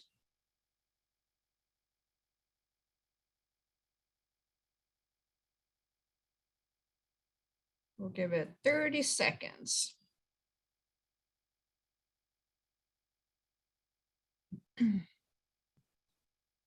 Well, before we went on break, we were reviewing the information item on update from Dig Alert and USA North 811, which included the technology update, and there was still some questions.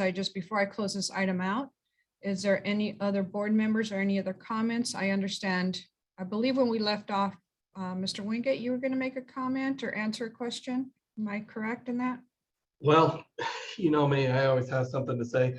I realized that I didn't answer Member Charlin's question fully when we started talking about buffers, because one of the things he brought up, which is a really good point, and he's spot on in my opinion, it has to do with the, well, all right, forever the conflict has existed about the text description on the ticket versus what's pre-marked in white paint.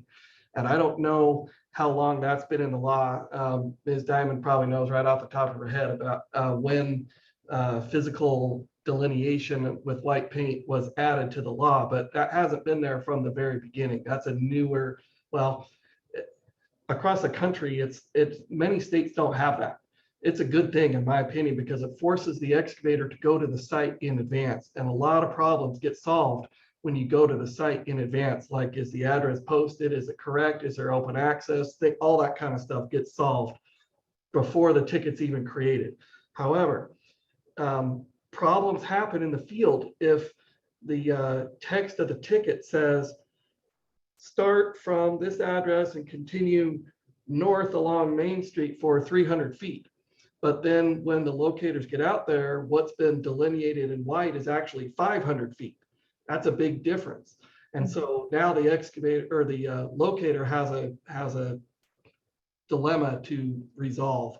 And the way that usually happens, as far as I understand it, and Member Charlin and Member John, others can correct me for sure, but the way I understand it is they would say, hey, excavator, your ticket calls for 300 feet north, but you actually delineated in white more like 500 feet. That's too big. You're going to have to do another ticket to catch this other portion that you didn't ask for. And one of the problems is if they told us, let's pretend this was 15 years ago before we started doing tickets online and it was all by telephone.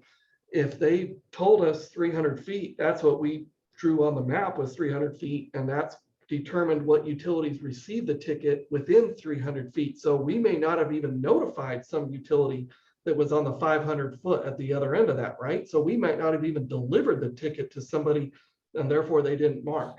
So that's a damage waiting to happen right there. But now it gets more complex when we add in this element of electronic white lining, because now there's, this is what Member Sharon was starting to explain, there are three components now. You've got the text description on the ticket, what's physically pre-marked in the field in white, and then what the excavator draws with the electronic white lining now that we're going to give them this tool to draw precisely. And if those three don't match, that makes it even harder for the locator because now there's a third. So the theory of electronic white lining is great if they do it right, but it's not, unfortunately, it's probably not going to be perfect especially there's probably going to be some rough patches at the beginning. And one of the biggest concerns I have is the text says at this address, is the 300, 500 foot thing. They draw it small, the text says it's small, but then the white paint is a lot bigger, and we didn't even deliver the ticket to the right members. So it's important that we're gonna have to have some caveats that describe that. And the other thing that's extra tricky, and perhaps legal could comment on this, but if you read 4216, when it talks about creating a ticket, it does not say that you have to provide a text description of the area that you want marked. It talks a lot about delineating the area in white paint that you want. So if we had to go with the law today, my non-attorney opinion would be that the white paint has to control in terms of what is legally, because that's the only part that's really described in the law. There's no mention of electronic white lining or even a text description. But that we can't just say whatever you mark in the field goes, because again, that scenario, if they draw it small but mark it big, how do we know who to send it to, who to deliver the ticket to if they draw it small and say it's small? So there's a lot of provisions that have to get clarified. And it would probably be good for the Underground Safety Board to proactively look at that, and perhaps, I hate to say add more regulations, but find some way to, before it becomes a problem, about, making sure that the ticket can't exceed, or what you delineate can't exceed what you've described on the ticket. That would probably be the easiest way to do it, something like that. Thank you, Mr. Wingate. Before I close this item out, any other board member comment? Mr. Marino? Thank you, Madam Chair.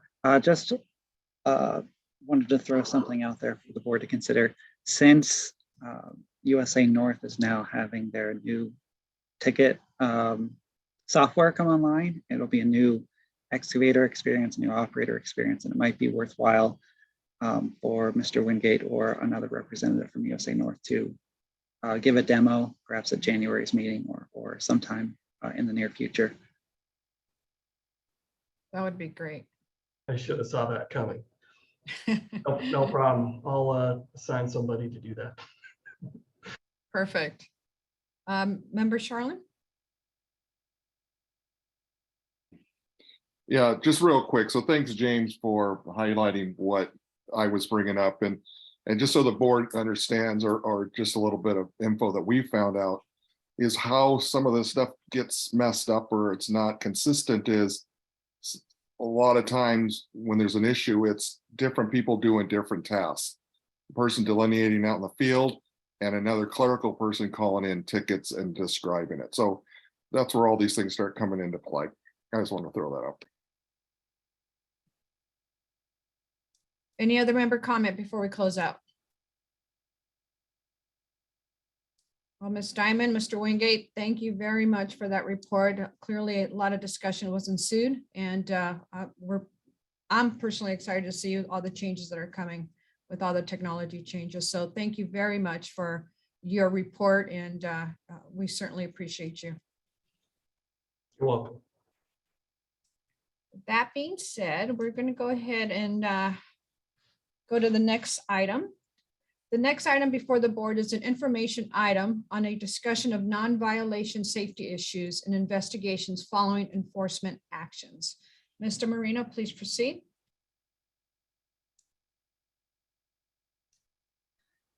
Thank you, Madam Chair. Happy to be able to talk about these cases. These two particular ones, this is 21 SA 01472 and 22 LA 01484, went out to NOPV on the 6th of May.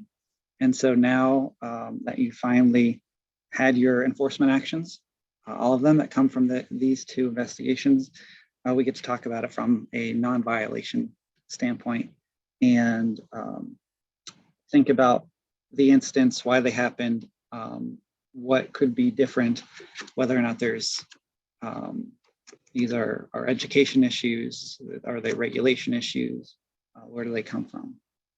So I'll just give a brief presentation of the items that staff thinks are interesting for you, for the board to discuss, and then open it up for the board to talk about whatever it is that they see in the investigations that's worthwhile to talk about. In the end, it will, this is the committee for Member Johnson in terms of trying to think about what it is that we want to do based on the discussion, and that is evolving as we continue. So I will start with discussion of the Kingsburg strike. This is 21 SA 01472. So one of the companies was Swinerton, and this wasn't the first time the board had an investigation before them related to that. In 2019, there was a gas strike at Leavenwood Elementary School in Oxnard, and you found that, well, you found a violation, but the investigation found that Swinerton hadn't kept track of whether or not their subcontractor got an 811 ticket. Now, fast forward to this case, that wasn't a problem. Swinerton was deeply involved in the ticket process, and that their contractor had a ticket. They got their own tickets early in the process and then stopped once their subcontractor obtained its own ticket. We do now see an issue where communication was a problem, and potentially the way that the communication and the distribution of responsibilities work between the contractor and the subcontractor. So the subcontractor who did the excavation exposed a gas line twice prior to its damage on July 13th. Now, I'll remind you that this was a line that was unmarked. It wasn't known that it was an abandoned line until the damage happened. So the subcontractor notified the contractor of this unmarked line on July 1st. What was probably the second time that it was exposed. And then the contractor Swinerton contacted the one call center to request a resolution. The status that it was abandoned wasn't determined until July 13th. So there's a lot of things related to this that have to do with abandoned lines. And what should one do? What should one be required to do when it comes to abandoned lines? And that I won't be getting into today because I know our legal, our attorneys, as well as our abandoned lines committee are going to be talking about that a lot.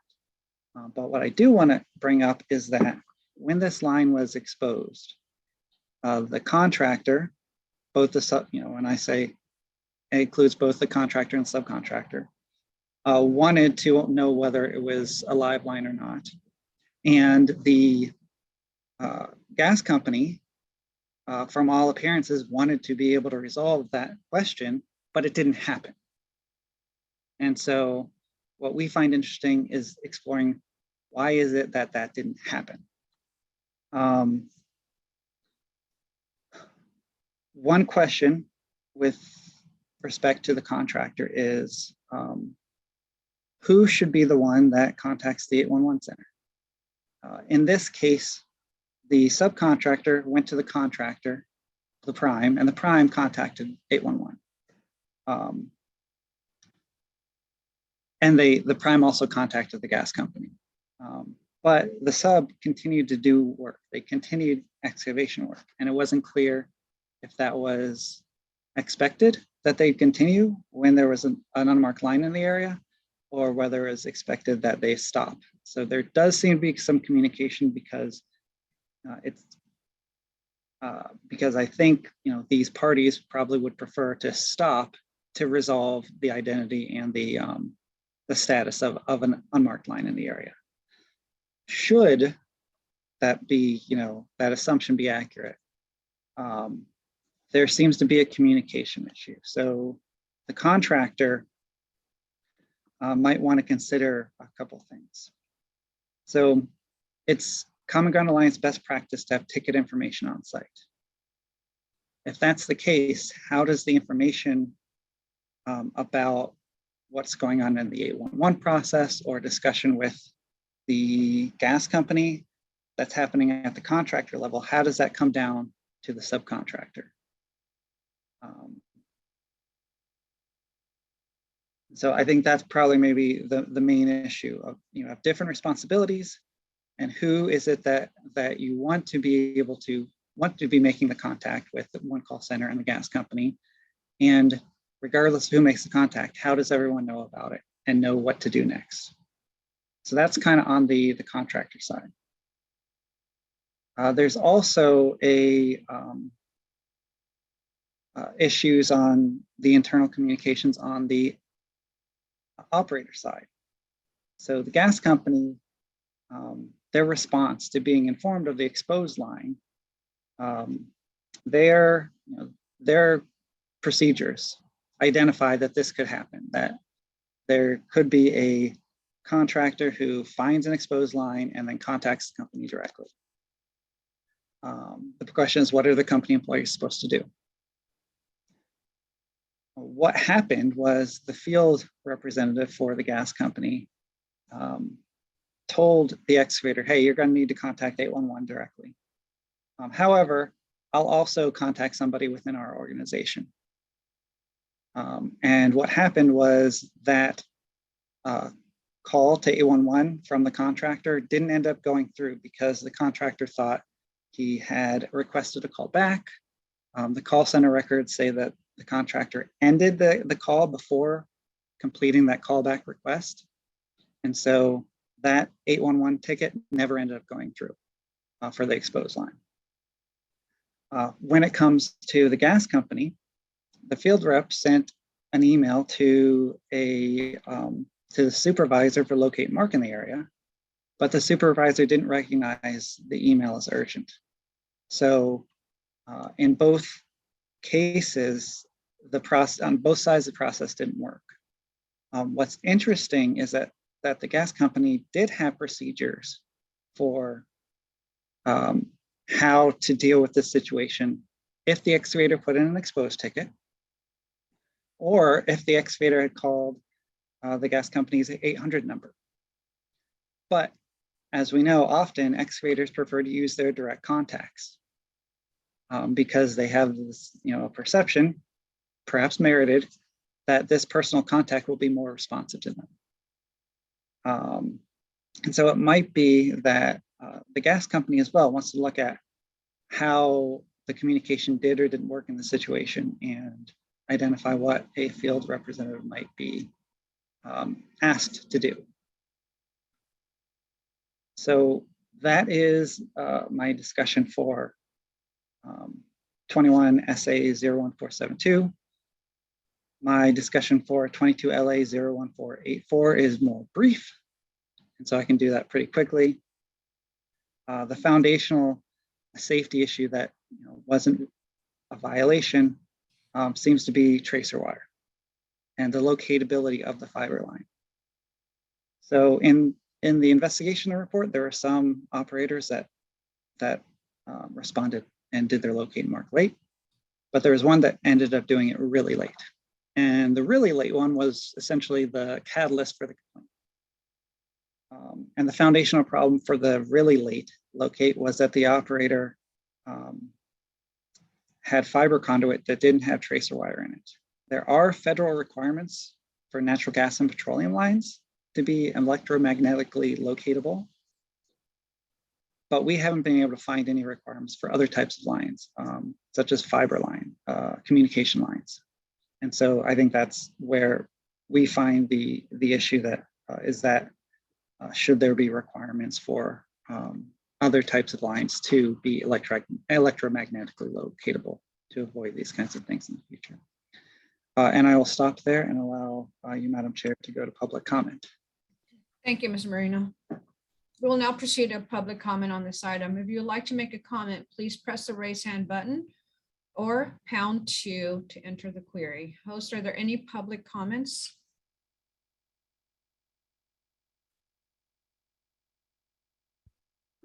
No hands raised. Thank you. Seeing no comments, we will proceed. We will turn to the board. Would any member like to begin the discussion? Member Bianchini?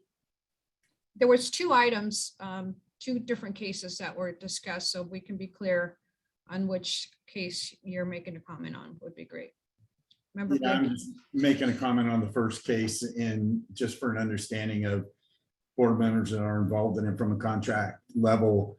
A lot of times, especially with this general contractor that's specific to this case, we have a predetermined schedule that has liquidated damages if it's not completed on time. And when we come up on a unmarked, unlocated utility like this, the immediate thing that a contractor has to do is to file a claim, which is to request additional time until it is. Sometimes it's denied, sometimes you're told to proceed. I've had it where a local gas company has told us, we'll just drill a hole in it and find out if it's live or not. And, which we say, no, we're not going to do that. But you guys will have to come determine. And that's where the real problem lies is it's getting them to get out there and do it because they don't find an urgency in it. And so you can wait sometimes 2 weeks for them to determine what the line is, or you can take the responsibility yourself and try to dig around it and be as careful as you can because you've already located it. But I mean, unfortunately for others, for me being on this board, I have the card of the PG&E people that show up to this for safety and so forth all the time. And when we're told to drill into it, I tell them, call this guy. And then by 8 o'clock the next morning, we usually have a crew out there determining what it is and cutting it out of the way. But it's a challenge regardless. Thank you, Member Bianchini. Member Johnson? Thank you, Madam Chair.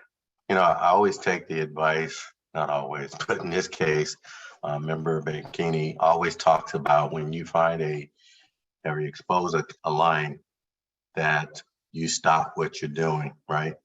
In this case, Executive Director, Mr. Marino said that it was exposed twice. And so, if you find something, I believe that I think you do part of that, but there was a communication issue here. You not only contact your general in this case or your prime, but you also make a call to the one call center, unless you know exactly who that gas line belongs to. But I think you need to make all 3 calls to protect yourself because you don't want anyone endangered, particularly around a gas line or a gas facility. And so anybody giving advice to just punch a hole in something, I think they need to go somewhere with that mess. So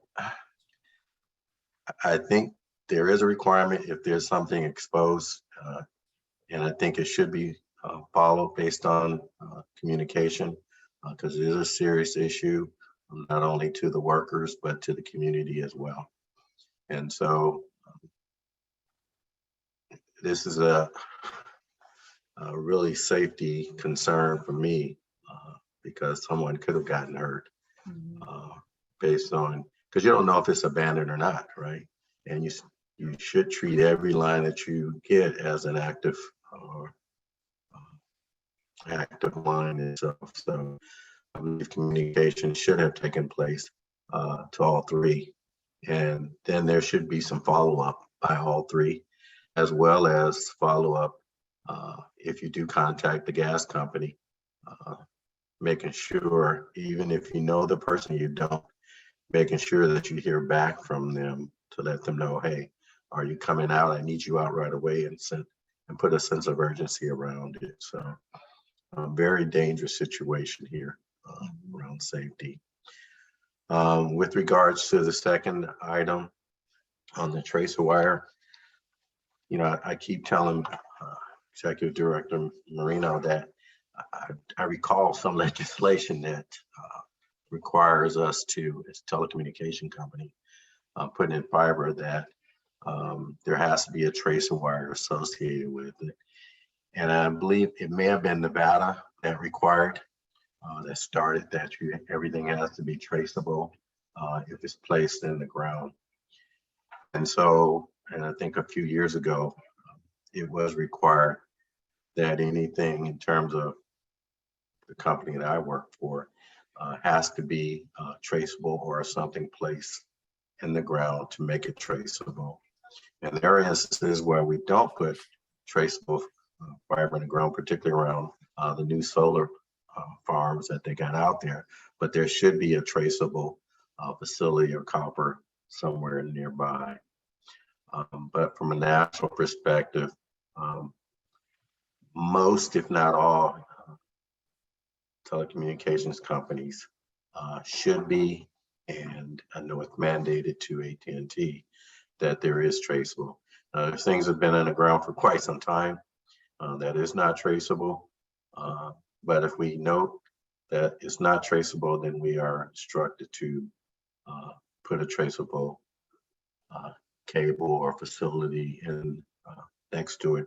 If it's within a conduit, if it's buried, we may not dig it up, but we may use marker balls along that path. But for the most part, moving forward over the last 3 or 4 years, I think it may be 5 years, everything that's been in place should have and be traceable. Thank you, Member Johnson. Mr. Marino, before I go on to the next member comment, do you have any comments or should I proceed? Proceed, okay. Member Munoz? Okay, I think Member Bianchini and Member Johnson kind of brought up a lot of the concerns that I had, but I think one of the questions that Mr. Eno asked was, do we need to have more legislation or do we need more guidance, more prescriptive approach to close the loop? And I just keep hearing this when we identify or locate a utility, a facility, wherever, whether we know it's abandoned or whether it's not, we don't know if it's live. And Member Bianchini has shared more than once where they're like, go ahead and figure it out. I just feel like there's a gap there that we haven't yet answered. Like, what do we do? I know Member Bianchini will get the X, Y, and even the Z's and then forward them over, but there's no requirement, there's no feedback, there's no closing the loop to make sure that those get updated. I think the call centers have brought that up a few times, that their shape files maybe aren't getting updated in good rigor, or I think there's a gap there that we keep identifying and we keep seeing, but we haven't yet explored what is going to be the next step. How do we mandate that? And we've seen it through many, many different investigations here. We've seen it in the boring where they exposed it and then, they came back to it later and they forgot that it was there, or, we've seen it repeatedly. So I just think we need to probably examine that. And maybe the abandoned lines is the way that we do that, but it just seems like there needs to be a requirement that you update your records in real time when it's called, and there maybe needs to be a better process identified of how that's going to happen. And then I guess the second comment is, I know this was not brought up, but it was very clear from the 811 presentations today, and it was evident in these two NOPVs, that the electronic positive response has a lag to it right now. We're not seeing all the compliance as we would like. I think Ms. Diamond said that there was going to be some saturation time before we see compliance. I don't know that we should expect that. I think we might want to just take it for another meeting and discuss how can we motivate compliance, because as you can see from the last few investigations, we're seeing the violation of 4216(3)(c)(1)(a) a lot, and it seems like it's just a lack of awareness. And those are all my comments. Thank you, Member Munoz. Any other board discussion on this item? Okay, great discussion. Seeing no further discussion, we'll proceed to the next item, which really follows right about what you were discussing, Member Munoz. The next Chairman item. Del Toro. Yes. Sorry, I was too slow in getting my unmute. So this is Member Johns. Oh, go ahead. And yeah, just on that subject, I think there were some good points made. But when it comes to these unknown facilities, I mean, it's one thing to damage them. That obviously that's different. You damage a line, it needs to be brought up. Same time, exposing it. It's common to expose unknown things, throughout construction. you have underground irrigation lines, things like that. You kind of know, that it's something not terribly dangerous and stuff. But when it comes to underground construction, it's common to find things underground, and to stop construction because it's exposed is I don't think necessarily the automatic step here. It's but I totally agree with Member Bianchini and Johnson about if you do find something, you need to notify. And I think establishing the ticket process to say, hey, we did find something here, to describe it, to get it back in the ticket where people know it's like, hey, that is mine, that, or if it's not, but at least to get the community to come help out. But a lot of times you'll find something underground, and it just means you've exposed it. You're going to do your work around it, and it's not necessarily shut down your operation just because, as Member Bianchini alluded to, there's costs and times involved in things. So so it's not just a simple rule to follow in each case. So kind of just leave it at that. But it's very complicated with these underground facilities. Mhm. Thank you for your comment, Member Johnson. I believe Member Johnson, you have additional comment? Yeah, I know that Executive Director Marino mentioned some changes in possibly the government code, but there's other alternatives, particularly when we talk about process and procedures, particularly around tracer wire requirements, because some of us are still under general orders. So that plus PHMSA, there could be some practices that can be implemented that doesn't necessarily require law changes. So just wanted to mention that as well.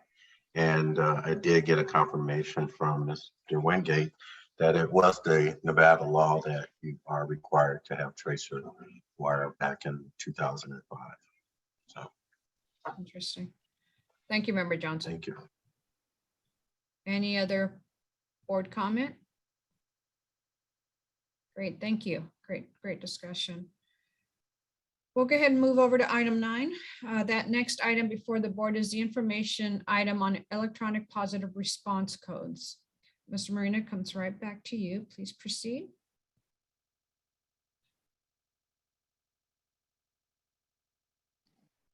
Thank you, Madam Chair. So in our last board meeting, we discussed a little bit about how electronic positive response codes were being used. A couple things, the first one was that there was a large chunk of people, large chunk of utility operators who were not using it at all. Another thing that came up was that there's only a small amount of codes that are commonly used. We found that 4 codes, the no conflict, locate area marked, no markings requested, and the 999 no operator response codes were making up 90% of all the codes that were used.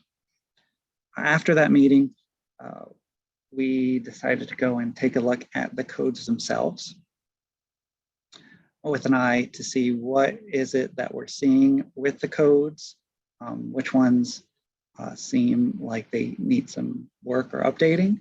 Again, this is something that the call centers put together in 2018-ish. And so now that we have some data to come along with the codes, it seems like it's appropriate to revisit and to see if improvements can be made. So the first kind of conclusion that we found there are some codes that are probably not appropriate in that they're not, they lead operators to believe and to perpetuate the belief with excavators that there's certain things are in the law that are not in the law. One example is if we look at Code 34, field meet required, contact facility owner to schedule. There are a couple instances in which a field meet are required, and those are related to the high priority facilities. There is already a code for that, Code 33, that identifies high priority facilities. But outside of that, California law doesn't support any other specific reason for why an excavator would be required to have a field meet or a standby. That said, there's probably good reasons for why an operator might want to request a field meet. And there might be good reasons for why the electronic positive response might want to facilitate that, that communication.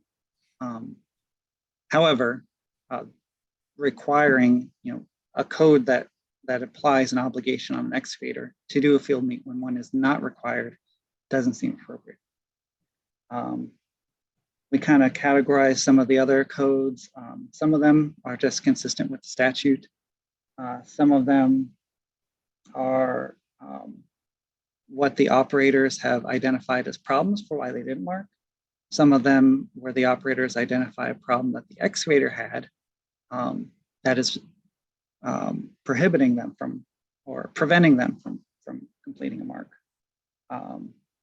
One of them that I kind of want to point out because it's interesting, it's in the staff report as well, is the unable to locate using standard locating techniques. This one's interesting in that it's ambiguous. So it may be true, but it doesn't necessarily tell the excavator what to do or what will be done. Is this something where the operator is not going to mark? Is it something where they're going to fulfill their obligation through another means, such as providing maps? Is it something that they're going to mark? They're just not going to mark.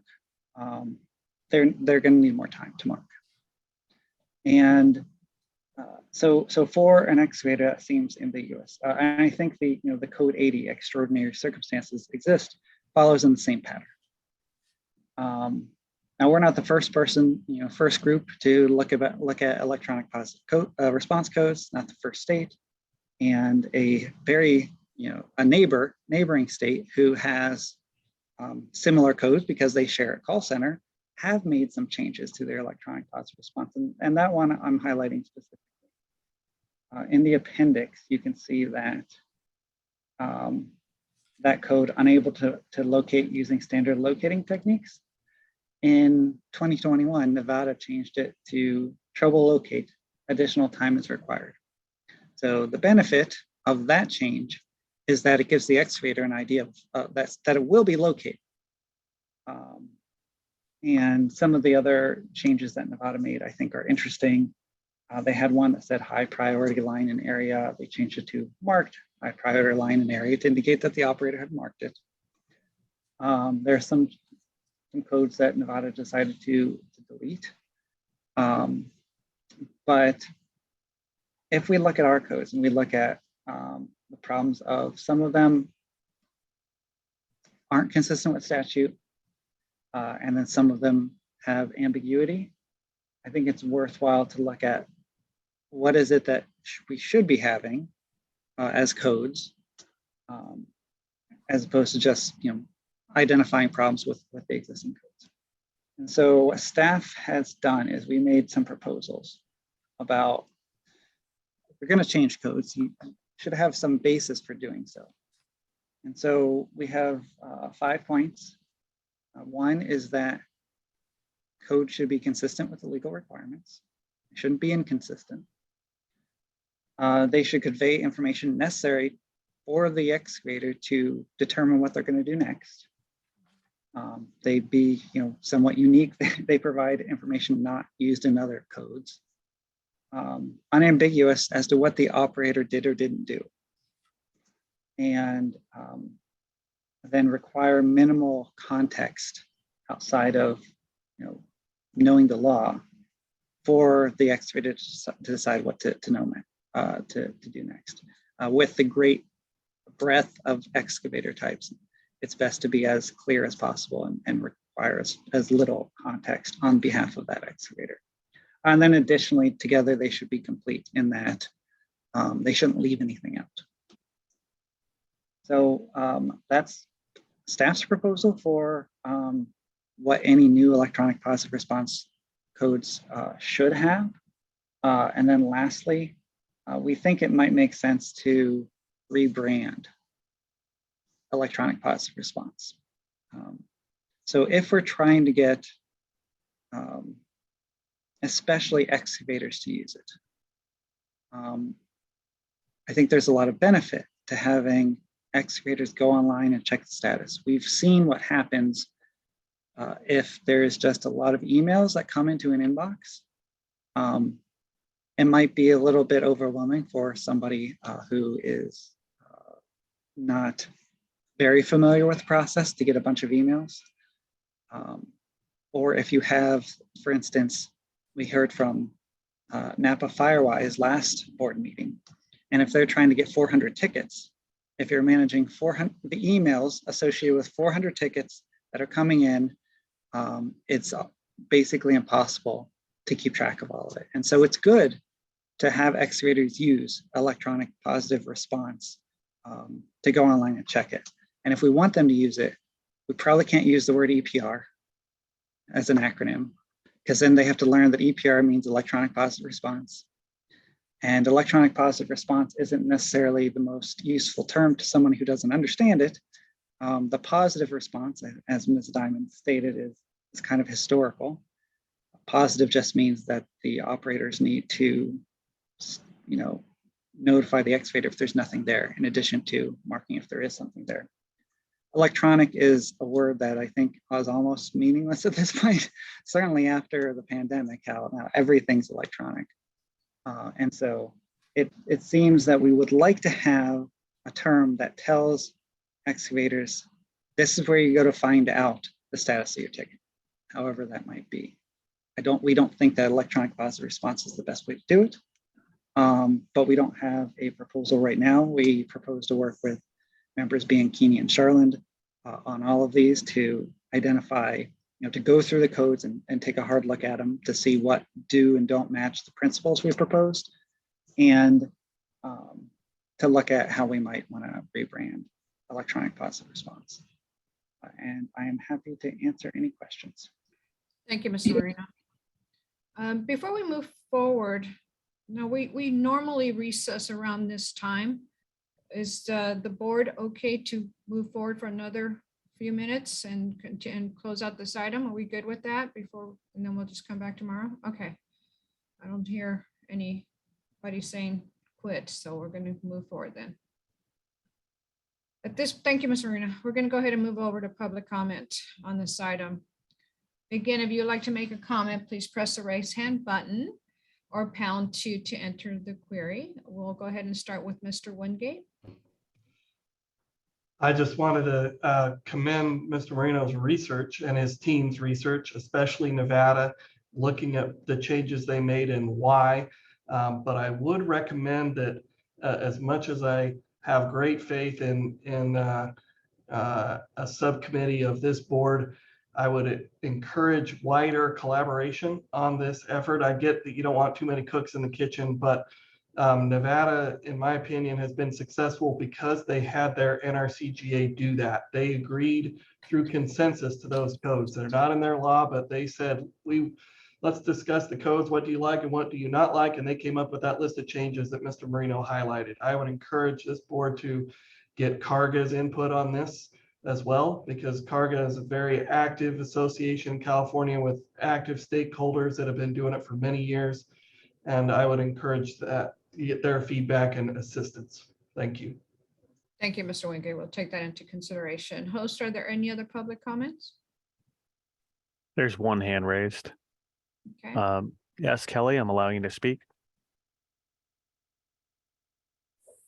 Yes, this is Sean Kelly. I'm a rep from Contra Costa Water District, also a board member on USA North. I would just suggest that you take into consideration that one of the items you listed in the red was that the locator needs to have a field meet.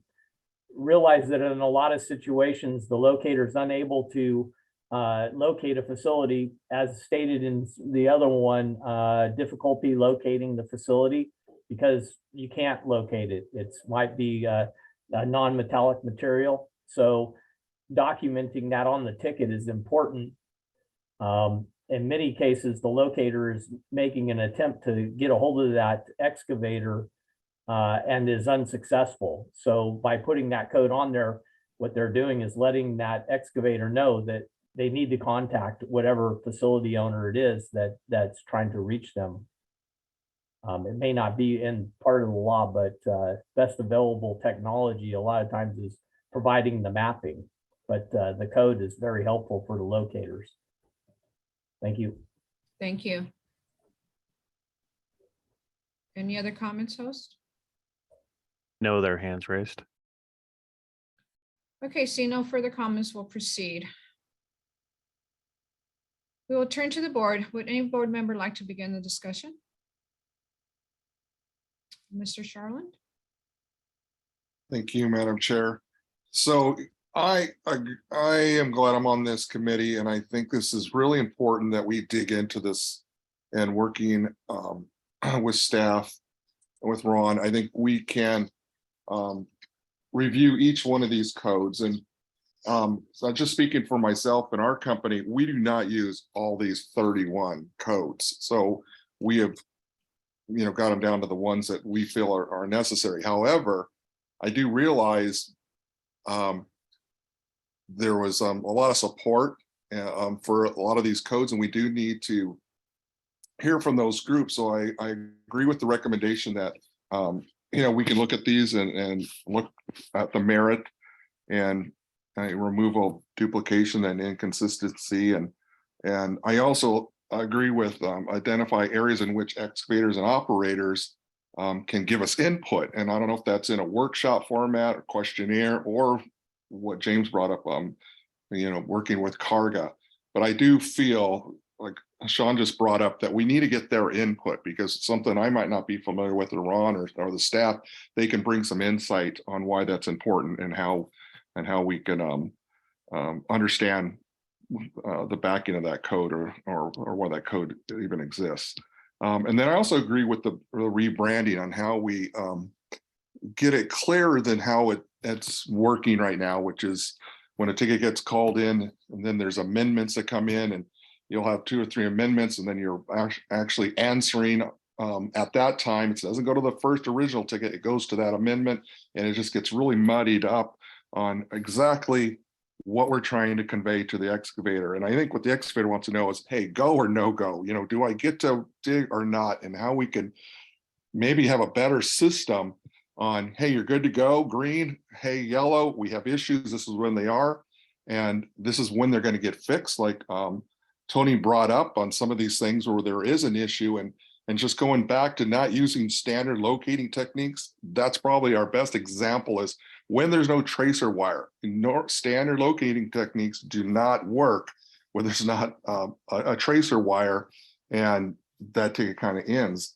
However, it could be open right now, the way it stands, it could be open-ended on when is this issue going to get resolved. And then going back to my go or no go, some system where it's, green or the excavator will have information that, hey, everybody's complied, I'm not waiting on anybody, I'm good to go, and start digging. So that's just some of my initial thoughts. Thank you, Member Sharland. Member Johnson? Thank you, Madam Chair. Totally agree with what Randy mentioned, Member Sherlin, and also with Mr. Marino. Really, excavator only wants to know 3 things. Number 1, if it's marked, if they're clear, and if it's not complete, when are you going to do it? We have so many different codes to choose from, and I think Mr. Marino kind of shedded light on some things that these are pretty much excuses, in terms of not necessarily excuses, but the reason why we can't do it. But at the end of the day, excavators just want to know, when are you going to do it? And that if it's marked and clear, so they can go ahead and do what they have to do. And so I agree that you're going to need, similar to what we did in Nevada, some collaboration from either, from Carga, from the other industry leaders who do this on a regular basis with staff. But it's too many codes, And it just opens up the door for more confusion. And from a call center type perspective, most utilities, and just like UtiliQuest, they have to translate these codes from their codes. And that's probably the most difficult part, is translating whatever they have in their system to match up with the code that's been established for the EPR. So that's my comments. Thank you, Member Johnson. Member Munoz? So I think the standardization is really good, and it's good that it's coming now, as we've seen that we've had some lag of the 4216-3A 1A. But I would like to see 51, that mutually agreed to later start date. We've had that referenced in a couple of the investigations that we agreed to it, but there's not really any kind of like form or standard. And I know that during the continuous excavation, when we did that, there was more of a prescriptive approach to that meeting, and maybe that's something we might want to consider. So I would just put that out there as for the committee, that'd be, you know, for Member Bianchini and Charlene, when you guys go back, maybe there's something that can be a little bit more standardized, since we are going to standardize this, that we look at that mutually agreed to later start date, and it's not just you know, one party says that and the other party may not be aware of that. So maybe just some rigor around that. Those are my comments. Thank you, Member Munoz. Any other board comment? Mr. Marino, do you have any additional questions or clarifying to any of the comments that were stated by the members? No, just kind of one other thing to keep on the radar. That will be a complication. It's not in this report, but I think we've kind of hinted at it in some of the investigations, that we'll have to address the fact that the codes don't really apply to all the ticket types. So for damage or exposed tickets. And if you start thinking about that, you might want different codes for different ticket types. That does create more complexity, certainly for, you know, operator systems in trying to program the logic for that.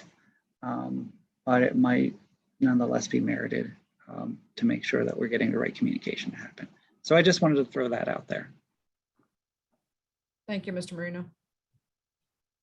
Any board comments before I close this item? Okay, seeing no further discussion. As I'm looking at the next item on annual report preparation for 2023, that's going to be quite an extensive discussion.